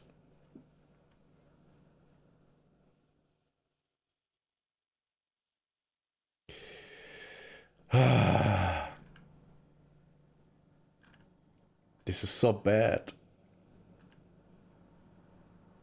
So absolutely bad.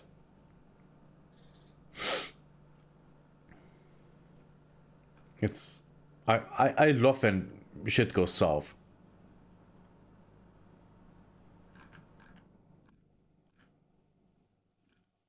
You know what? Let's watch something nice. From Reykjavik, Perfect Darks and Famous prequel. I see a hot redhead, so I want to watch this video. Let's go.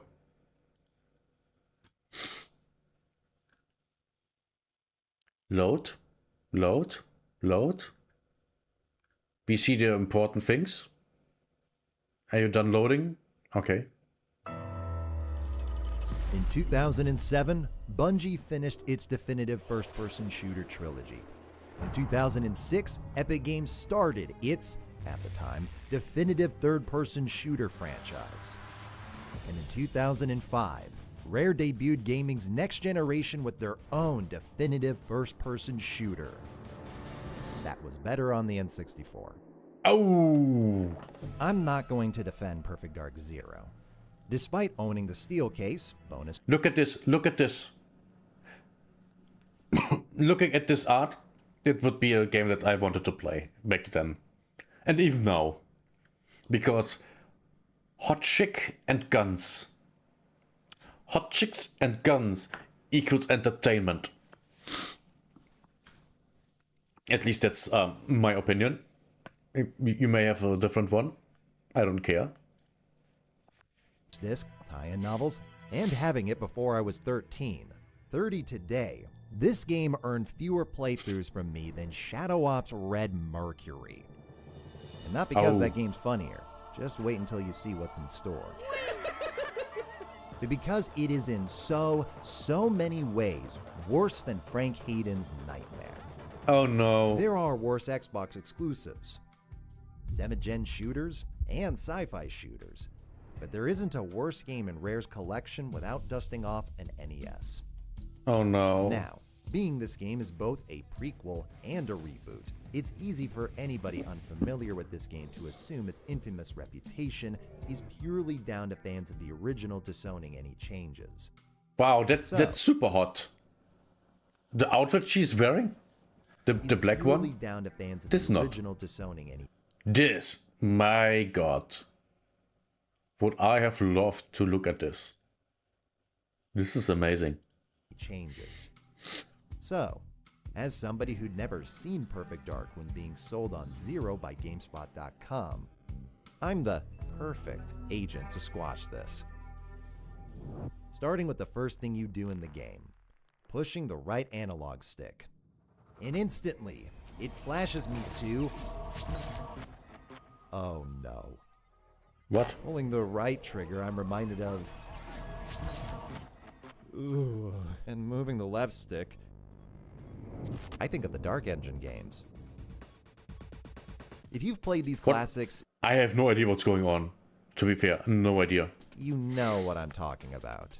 And if you haven't played them, psst, go play them. Moving in them is like pressing the W key underwater.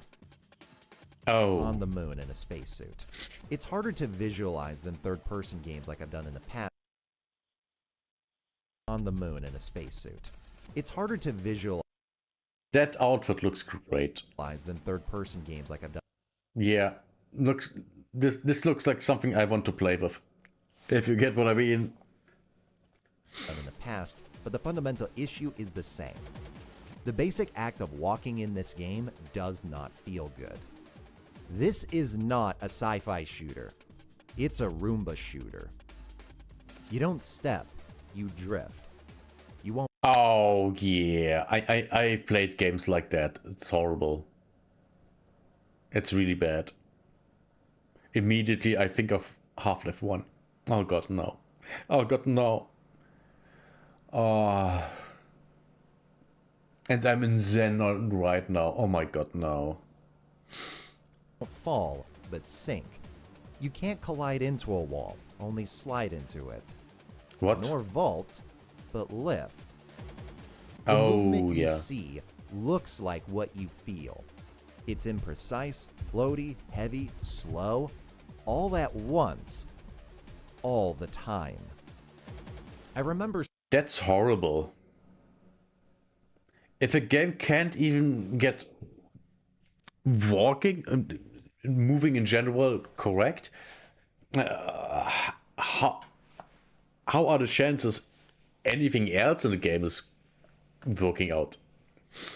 Super Bunny Hop describing the mercs from Splinter Cell Chaos Theory as mall cops. In which case, Paul Blart's got a red-headed sidekick. Splinter Cell isn't a first-person shooter. Its Spies vs. Mercs multiplayer mode wasn't the primary selling point. Mercs themselves were intentionally gimped by the developers for balancing against the spies. And yet it's tighter than this game.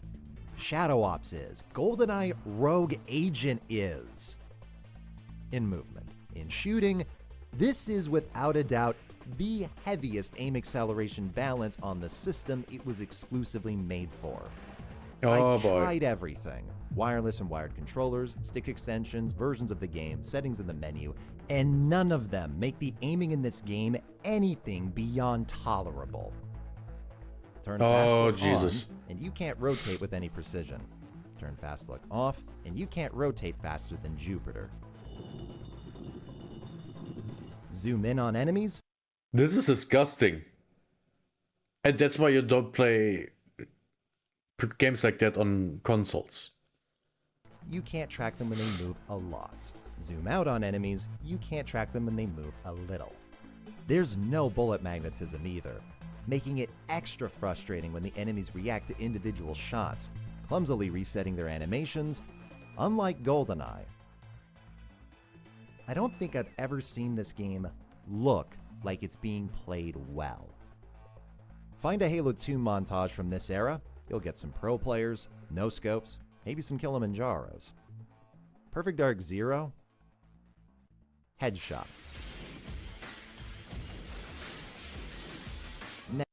I can't even see the enemy.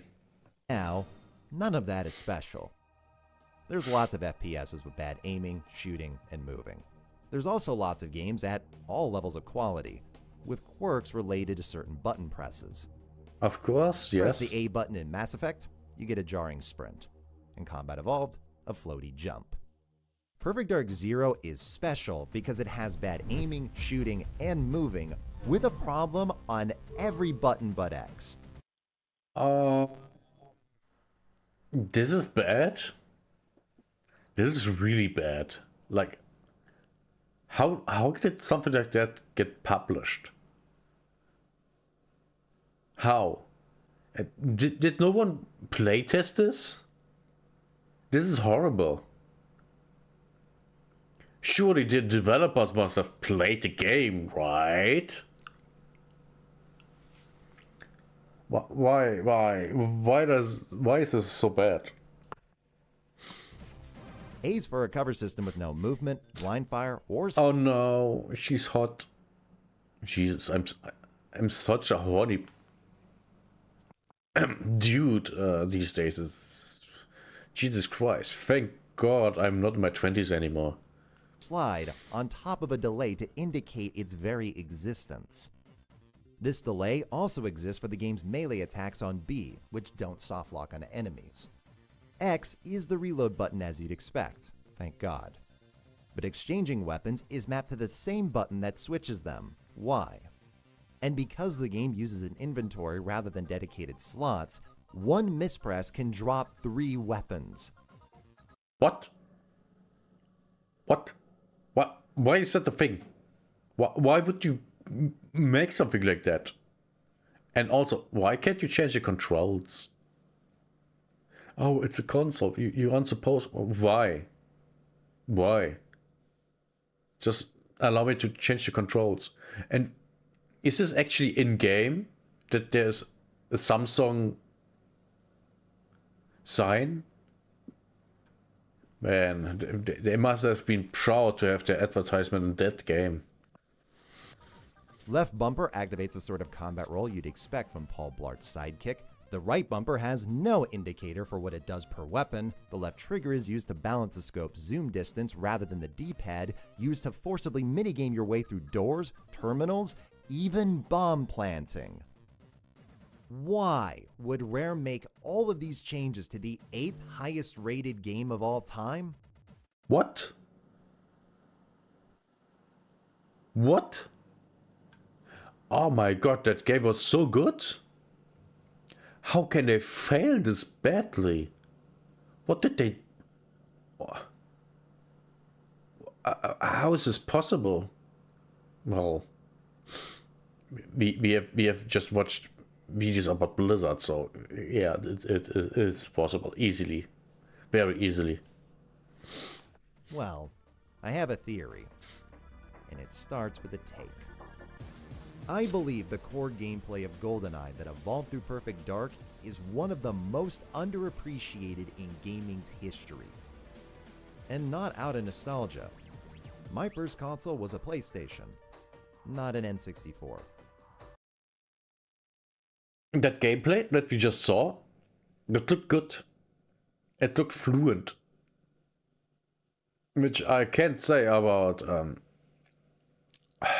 Perfect Dark. Because it didn't look good. It didn't look fluent. Which is really scaring. I grew up knowing of Polyphony Digital, not Rare.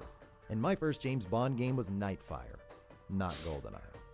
It just happened to be that in accounting for Nintendo's controller, Rare inadvertently created a unique FPS design that prioritizes timing and positioning, not centering your screen with a cement mixer. In GoldenEye and Perfect Dark, you're fighting the enemy. In GoldenEye Rogue Agent and Perfect Dark Zero, you're fighting to aim at the enemy. There's a reason speedrunners love these games to this very day. They have a distinct flow that's never been fully replicated. Their trademark soft targeting and slow enemies might have been done because of Nintendo's controller, but regardless of one's input method, all can engage in Rare's rhythmic combat loop. Sprinting into rooms to clear a squad, maneuver a stun-locked enemy while reloading, or barely escape a chorus of gunfire, just like the action scenes that inspired Rare in the first place. Yeah. Yet a generation later, two different teams on two different continents tasked Oh, it's EA. Oh god. Yeah, that's bad. with succeeding two different landmark shooters with this awesome formula, abandoned it. Because what this Metacritic score doesn't reflect was a common sentiment among hardcore shooter fans. That's Craig 3. Wait, no, it's 2. Craig 3 would have better textures. And the UI would look different, and this wouldn't look like this bad.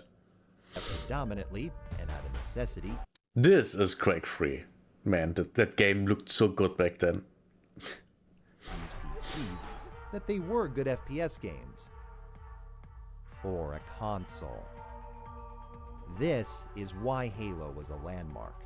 It was much harder to make the argument it couldn't do what PC shooters did, when it mostly did.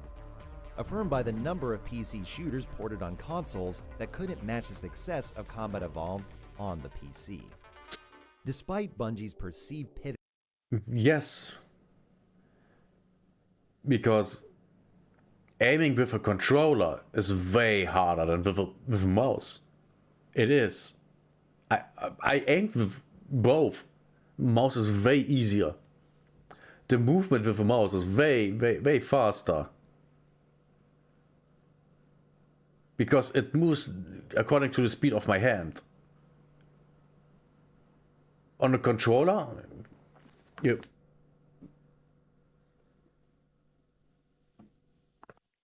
you don't have the control that you have with a mouse.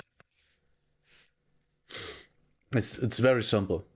to Microsoft's console, it didn't stop Halo from being viewed as a great game regardless of platform.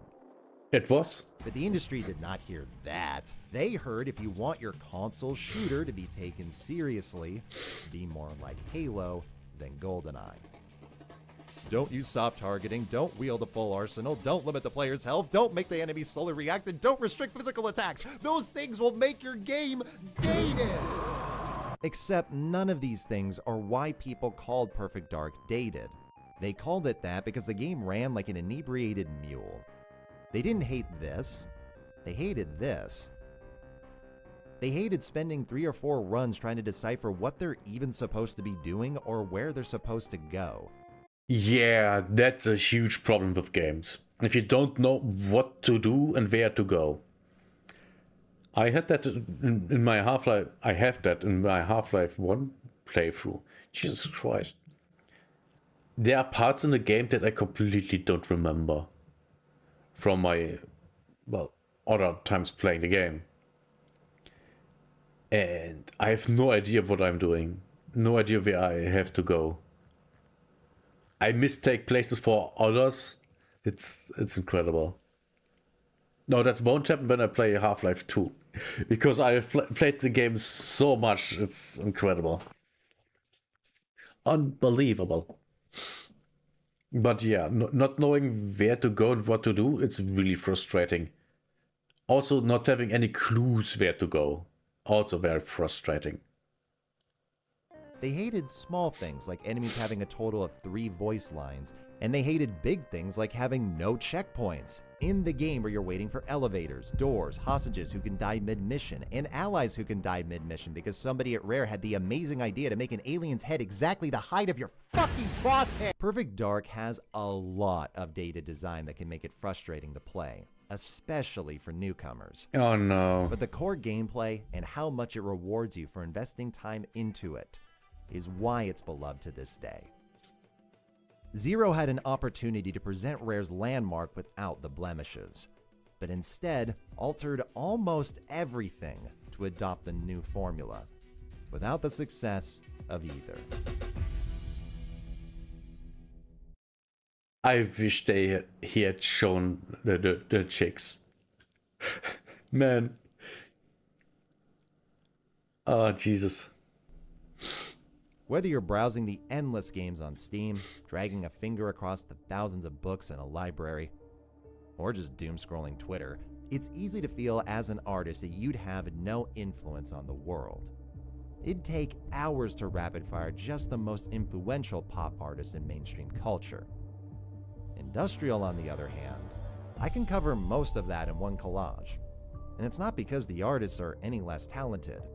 There's just less of them overall. No idea You what's might going have on. less potential influence than in pop, but you're far more likely to achieve any influence in industrial. Even more in a subgenre. In some cases, you could even stand alone. Take, for instance, in video games, Cyberpunk 2077's Phantom Liberty. Blade Runner meets Bond. And the expansion's not subtle about the latter's influence. Merging high-stakes infiltration missions with government-funded gadgets, weapons, and identification with megacorp dystopian sci-fi is just an inspired idea. And shockingly rare. Okay, she's hot.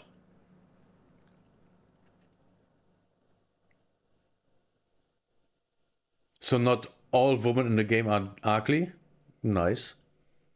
For, let's call it Spyberpunk, you've got in grand total Phantom Liberty, 3 book trilogies, standalone complex and Deus Ex if you're really stretching it, and Perfect Dark. But Zero's not about alien proxy wars or distant worlds.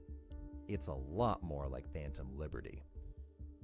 I have no idea what he's talking about. I completely lost the plot here. Canada is plunged into a pandemic after a deadly flu ravages the population in 2016. Foreshadowing? Datadyne's tech guru CEO uses its self-driving car network as a launchpad for their artificial intelligence, Arthur, who's a lot more ChatGPT than Edie, and Datadyne itself is made to be way more terrifying. More foreshadowing? What was previously toppled by one Scandinavian lizard is now the largest of the so-called hypercorporations, owning the pharmaceuticals, ATMs, phones, elevators, loading screens, Brazil, and the Space Needle in Seattle so they could demolish More foreshadowing, because that's literally what happens right now. it in favor of the far bigger Datadyne Spire. It's a world with high stakes, corporate intrigue, vast resources, low-orbit jets, body transformations, superstructures, AI overlords, bespoke gadgets, folding guns, jetpacks, energy swords, and televised virtual reality death matches. Soon, yeah. In other words, it's the perfect setting to play as a secret agent. And releasing almost 2 decades before Phantom Liberty, it has this setting all to itself. But this isn't the part where I start defending Perfect Dark Zero.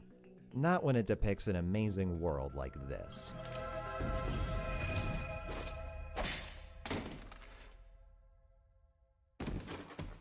What was that face? Oh, Jesus. That was bad.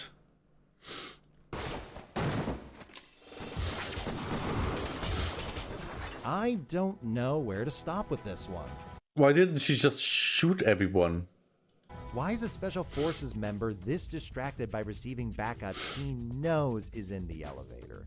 Why does he only have one weapon? Why is Joanna this distracted by a gun on the floor? Why does she do nothing to stop her dad getting shot? Why does Joanna strike a cool pose in bullet time to show her missing? Why is the game now making a Matrix reference rather than when characters are literally in the Matrix? Why did no one... What? Okay. Yeah, what? Yeah. And why is she pointing a gun at her father's head? You don't do that. And tell Joanna's mocap actor that she's holding a gun. Why did no one point out half of these things when it was storyboarded? And why are all the cutscenes like this? You were lucky. Cross me again, and your victory will not be won so easily. This looks like animated corn from 2010. And yes, I know how that looks. Now, help is on the way. You gotta be fucking kidding me, man. In the same way there's a problem with almost every button on the controller, there's a problem with almost every pillar of Zero's presentation, and none of them are because of their differences from the original game. Half-Life 2, Doom 3, and Resident Evil 4 all came out just prior to Zero's release. Oh, yes. Yeah. That game had no chance. No chance. The problem isn't that Zero's style is too different from Perfect Dark. The problem is there's too many styles that are too different within Perfect Dark Zero itself. Ready to go to work, Brother Blake? I believe I am. What are these caricatures, dude? Pleased to make your acquaintance. I don't even care about the characters. I care about the music. Why is the music even there? Why? Are you making a joke here? Because this ain't funny. Miss Dark. And look. What? Remind me, have we encountered these characters before? Nope. What the fuck? Everyone in this game. To be fair, she's hot. Now the tattoo makes her look crazy because, you know, women with tattoos are all crazy. But she's hot. Looks like they're from a different game. Yes, they do. And god dang it, she's super hot. Who has Disney eyes and other cartoonish proportions, seems to... Yes, why? Okay, that was in the Matrix, right? But was it, actually? I don't know. Dependent on whatever the artist decided that day. It's so bad that even Joanna Dark herself can't maintain a consistent art style in the very game she's starring in. Ow. And this inconsistency is everywhere. 3 against 1. Seems fair. Joe! There's 4 of them!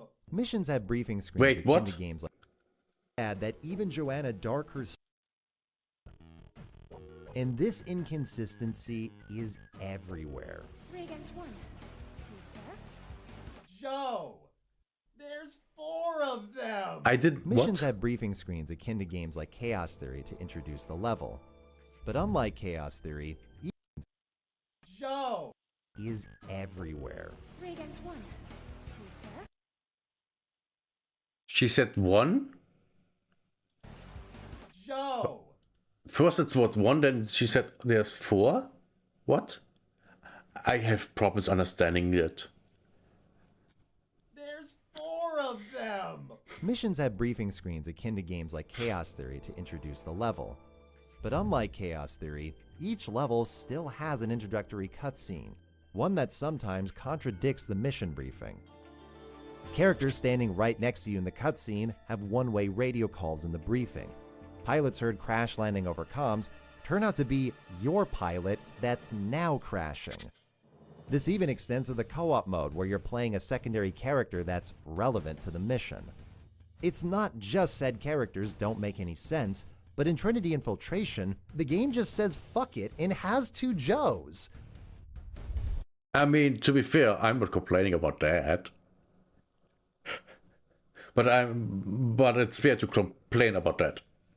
Zero has problems of every variety, but the reason things like this stand out, even if they're not as genuinely harmful to the experience as its bad What was controls that? or low frame rate, is just how weird and self-inflicted they are.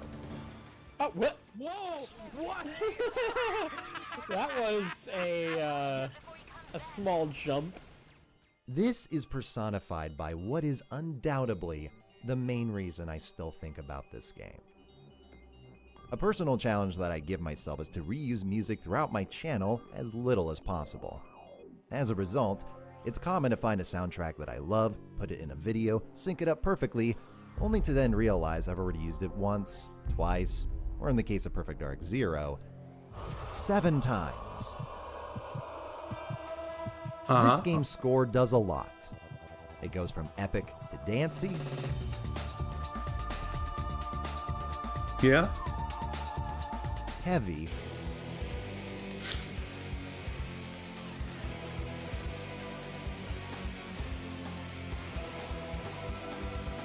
And all of the above.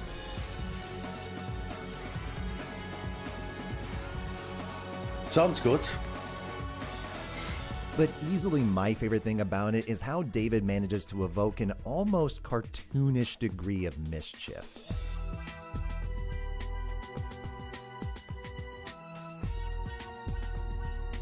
That sounds so good. Reminds me partly of movies from the 70s. Which is a good thing.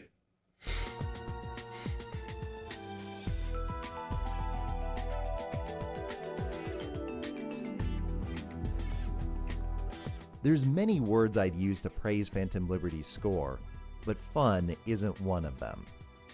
And that's what this is. It just has so much charm, even in the loading screens. Yeah, this sounds nice. This sounds like fun, yes. But I've got to admit, the most enjoyment I've had with Zero's best music is listening to it independently of the game. And that's for 2 reasons. First, weird as this may sound, the music goes too hard.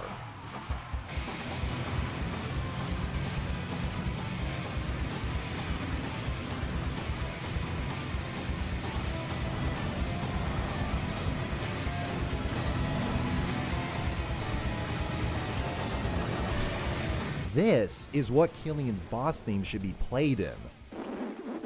Not the Roomba shooter. I completely understand why I've heard so... What's going on?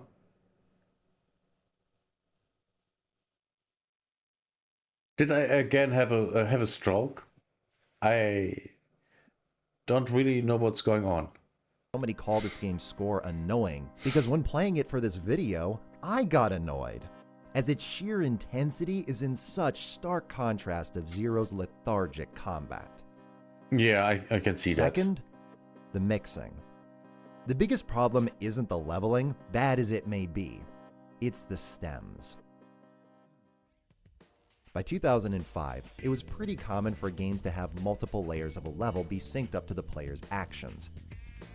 Zero has stealth and action themes in certain levels, but there's no transition between them. Oh. No cues, stings, loops, or sound effects to lead one song into the next. It just fades.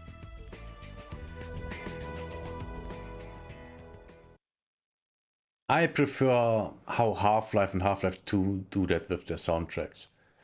The games basically have no music unless it's necessary to enhance the atmosphere. Then they have, and it works very, very well. It's incredible. And they also, when I remember correctly, never play a sound music theme more than once. So they are completely tailored to that one scene they are supposed to enhance. And it's amazing. It is. It's truly amazing. Half-Life and the Half-Life games and their music go hand in hand to create beauty. That's how I would say it, yes. It's fantastic. Nothing gets past here.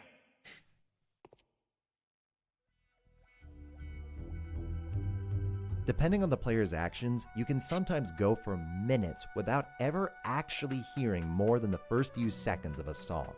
What? And things have only gotten worse since its release.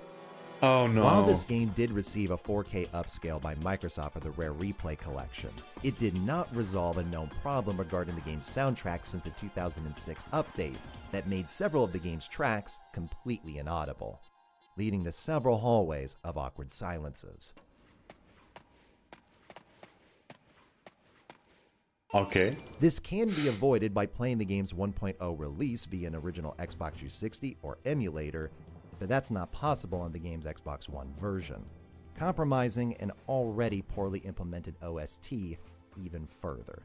Oh boy. Though there's a reason that 2006 patch was made, as I found out after deleting it on my 360 before playing through the entire game in co-op with a friend.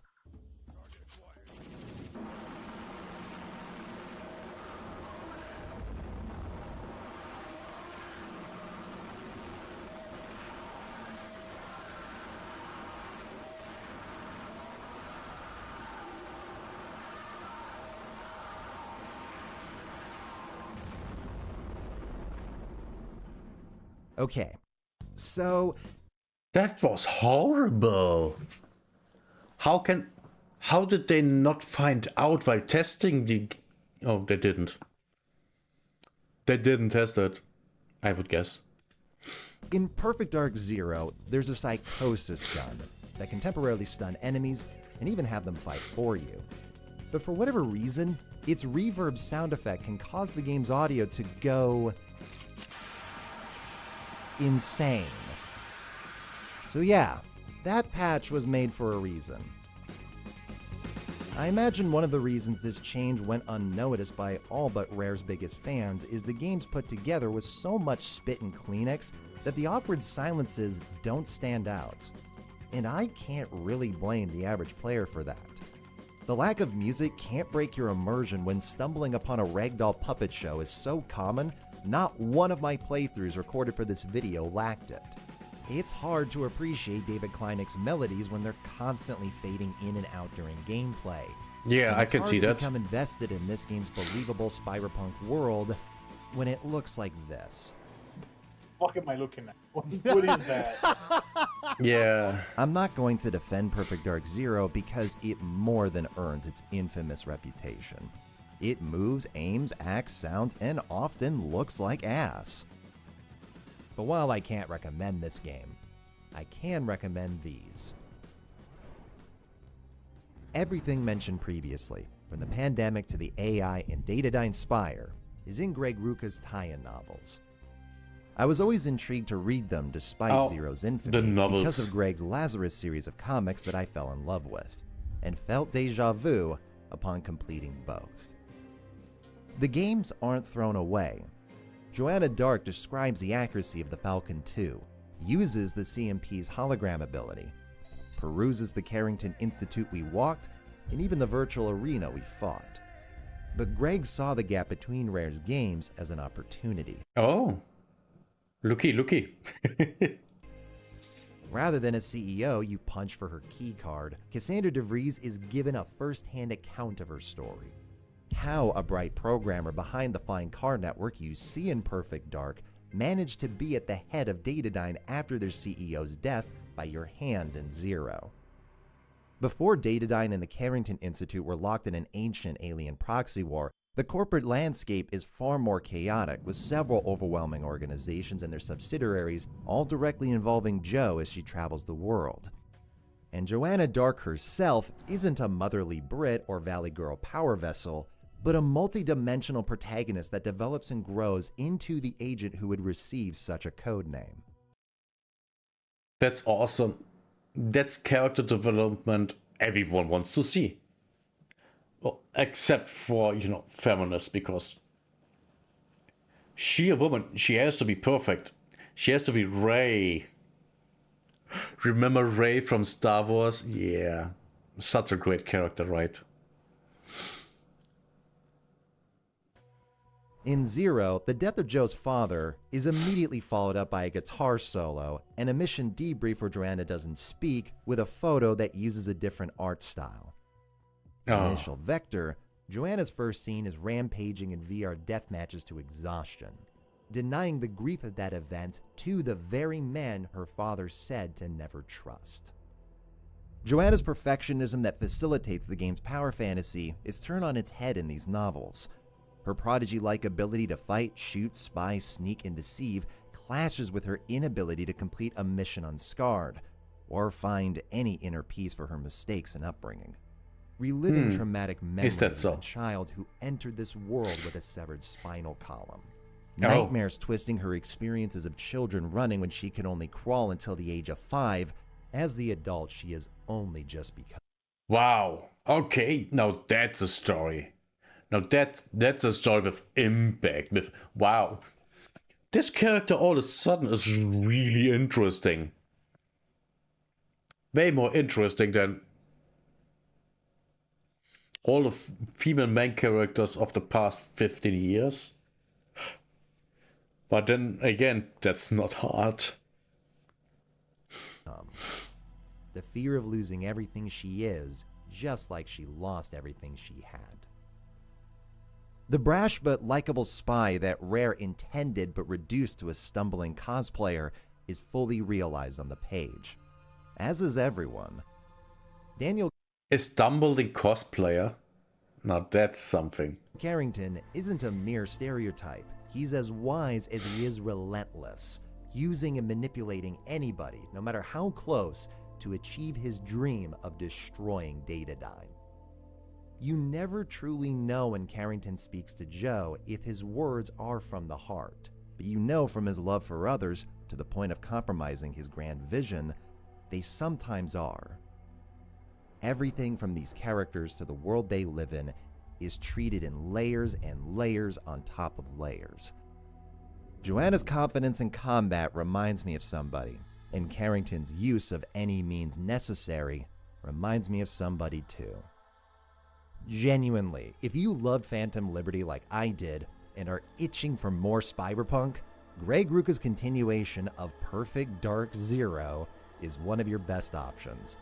Nice. When I play this game now, I see what it could have been, and even more so for Rare's sequel. Perfect Dark Core was pitching mech suits, grenades that slow down time, and an ultra first-person perspective with parkour mechanics, in-depth melee combat, and both a camera and body designed to simulate controlling a real person. That sounds at least interesting. Not a Roomba.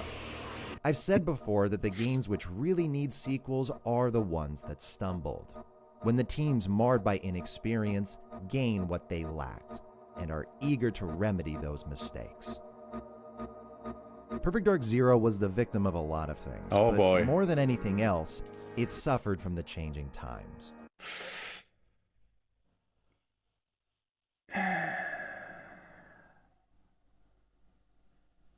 I don't think any of these look actually good. They look okay, but not good. Rare began developing it the same year the original released. The game we got might not have been a direct continuation of the N64 game, but the game's development absolutely was. According to Chris Tilston, we were probably 25 people for most of the project. For reference, Bungie had a staff of 200 during the development of Halo 3. By the time Zero was being made for its third console, producer Lee Shernaman told Time Extension the team had shot up to 80. But while this expansion saved the game, it also strained all of Rare's weaknesses. Suddenly, lead engineers like Kieran Connell were in charge of more people than some of Rare's previous games. Oh Mike boy. Evans, a lead engineer from Bungie, patched in tools from the Halo engine to assist Rare's memory leaks, and to quote Connell, Perfect Dark Zero would not have shipped without him. The multiplayer's famed 32-player limit was only achieved 2 weeks before the game shipped because lead network programmer Mark Edmonds Oh boy. That's bad. rewrote the entire networking stack by himself. Wow. Okay. Yeah. I think I see where the problems are. It's so easy to lean into my armchair and say that Rare should have known better. That they shouldn't have made games the way they made dozens of critical and commercial successes. That they should have known Zero was being developed in arguably the most accelerated period of production value in gaming history. It's so easy. And as I sit here, shocked that COVID was 5 years ago, hypocritical. Rare were hardly the only to struggle in this climate. History remembers the successes, but rarely the failures. And unlike many of this generation's failures, Rare could have been put in the position to take those lessons from Zero to heart. But in 2007, according to Liam Robertson, Rare's founders and Core's project lead had a meeting with Microsoft's Ken Lobb, Shane Kim, Phil Spencer, and Peter Moore. These executives made the argument against funding Rare's game on the basis they already had enough successful sci-fi shooters in Halo and Gears of War. 10 years later, You can never have too many unless the market is oversaturated. And it wasn't. It wasn't. It simply wasn't. You can bring out one game for each, a new game for a franchise every year between the releases of the others. What I mean is, you bring out a Gears game in a year where there's no other game. And the next year you bring out a Halo. And then, another one. You can have let's say five franchises. Each game takes 5 years to develop. There. Found the solution. Easy. Later, suddenly Microsoft was very interested in having another exclusive sci-fi shooter under its belt, and greenlit the imaginatively titled Perfect Dark, providing the kind of resources Rare could only dream about. Because Rare weren't making it, but instead a brand new in-house quadruple A developer called The Initiative, led by the former head of Crystal Dynamics. Dick move, but hey, at least Perfect Dark was going to come back after this brand new team had already been working on it for 2 years with... I think it won't. I think that's where we are heading, right? Co-developer Certain Affinity. Then they lost that co-developer. Then the studio head called his friends for help. Then the design director left. Then a senior producer joined. Then the game director left. Then that senior producer left. Then 30 more people left, including the lead level designer, lead systems designer, lead systems engineer, lead gameplay engineer, lead online services engineer, lead narrative designer, lead gameplay animator, and QA lead. And the narrative director. Then the game was rebuilt from scratch. Of course. Perfect Dark development was essentially started over from scratch on Unreal Engine 5 in 2022. Okay. So it's actually close to now. Okay. But I guess it was cancelled. That's my suggestion. Got cancelled. Scratch. Then gameplay was finally revealed and... Look, many like this demo, I wasn't one of them, and I would and did go into all the reasons why. But after a year of silence and yet another creative director stepping in, Microsoft shut down Perfect Dark's reboot. Told you. Told you. And the studio they founded for it. So there's really no point in me complaining that the enemies look like cyclists. And as my They look like cyclists. I can see that, yes. Numbingly pathetic as I think Microsoft has been for the last decade, the Initiative's managers have to take some accountability here. You don't bring on your old studio to assist by the 3rd year, then lose half of your leads by the 4th, unless you're doing something wrong. Oh yeah, I can guarantee you a lot there went wrong. A lot. And I wonder what it was. And as said, I really didn't like what they managed to cobble together for the public. If Perfect Dark Zero is a bad game with things I love, then Redark looked like a good game with nothing for me to love. No loading screen. I can see that, yes. I mean, graphically it looks good, but it's Unreal Engine 5. Of course it looks good. Dance beats, no smoking PSA, no spinning ACOG scope, no muzzle flash that matches the purple LEDs. Just an utterly uninspired Tomorrow's World sci-fi with all the melodrama I detested from Crystal's Tomb Raider trilogy. Unreal Engine 5 slop. I talked about that in a different video. All the Unreal Engine games that look realistic, they all look the same. They all look the same. And they're slop most of the times. So why am I upset that it's canceled? Well, for one thing, I had the exact same doubts with Doom and Prey, and those games completely won me over. Oh yeah, Doom from 2016 was amazing. It was so good. I played through it twice so far, I think. It was really, really fun. I really liked that game. One 3-minute demo of a vertical slice isn't a formula for clairvoyance. My last video was about the presumptive teenager in my head and the delicious taste of humble pie. Now the game won't disappoint me, or surprise me, or even bore me. Now... This looks good. This looks really good. I like this. Now the game won't disappoint me, or surprise me, or even bore me.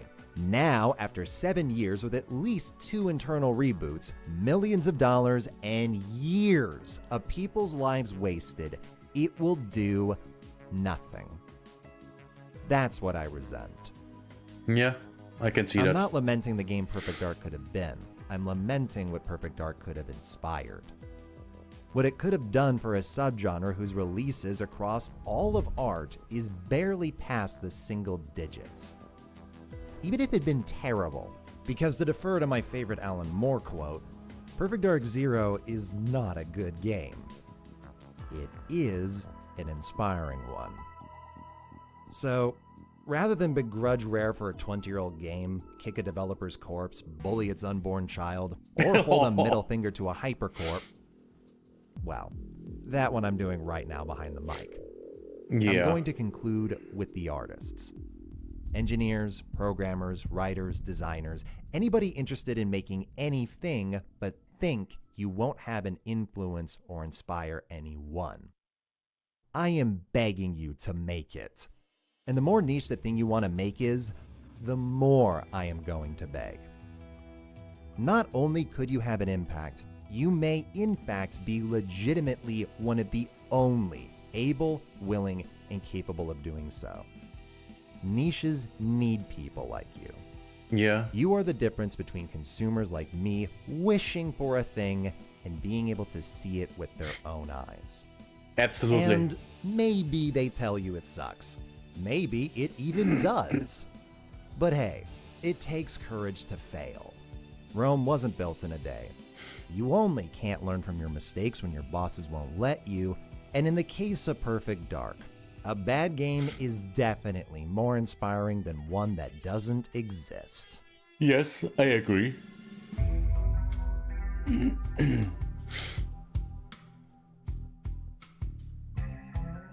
This was a good video.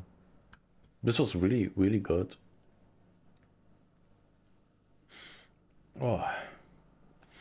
But yeah. Oh, I'm gonna call it a day. No one's here anyway, and I'm getting pain in the neck again, most likely because of how I sit here. So yeah, I mean we are done for today. See you tomorrow. Tomorrow we're gonna play Half-Life 1, more Half-Life 1. We're going to finish the game. We're going to play through Zen. I hate Zen. It's horrible. I hate it. Yes, see you tomorrow. Bye bye.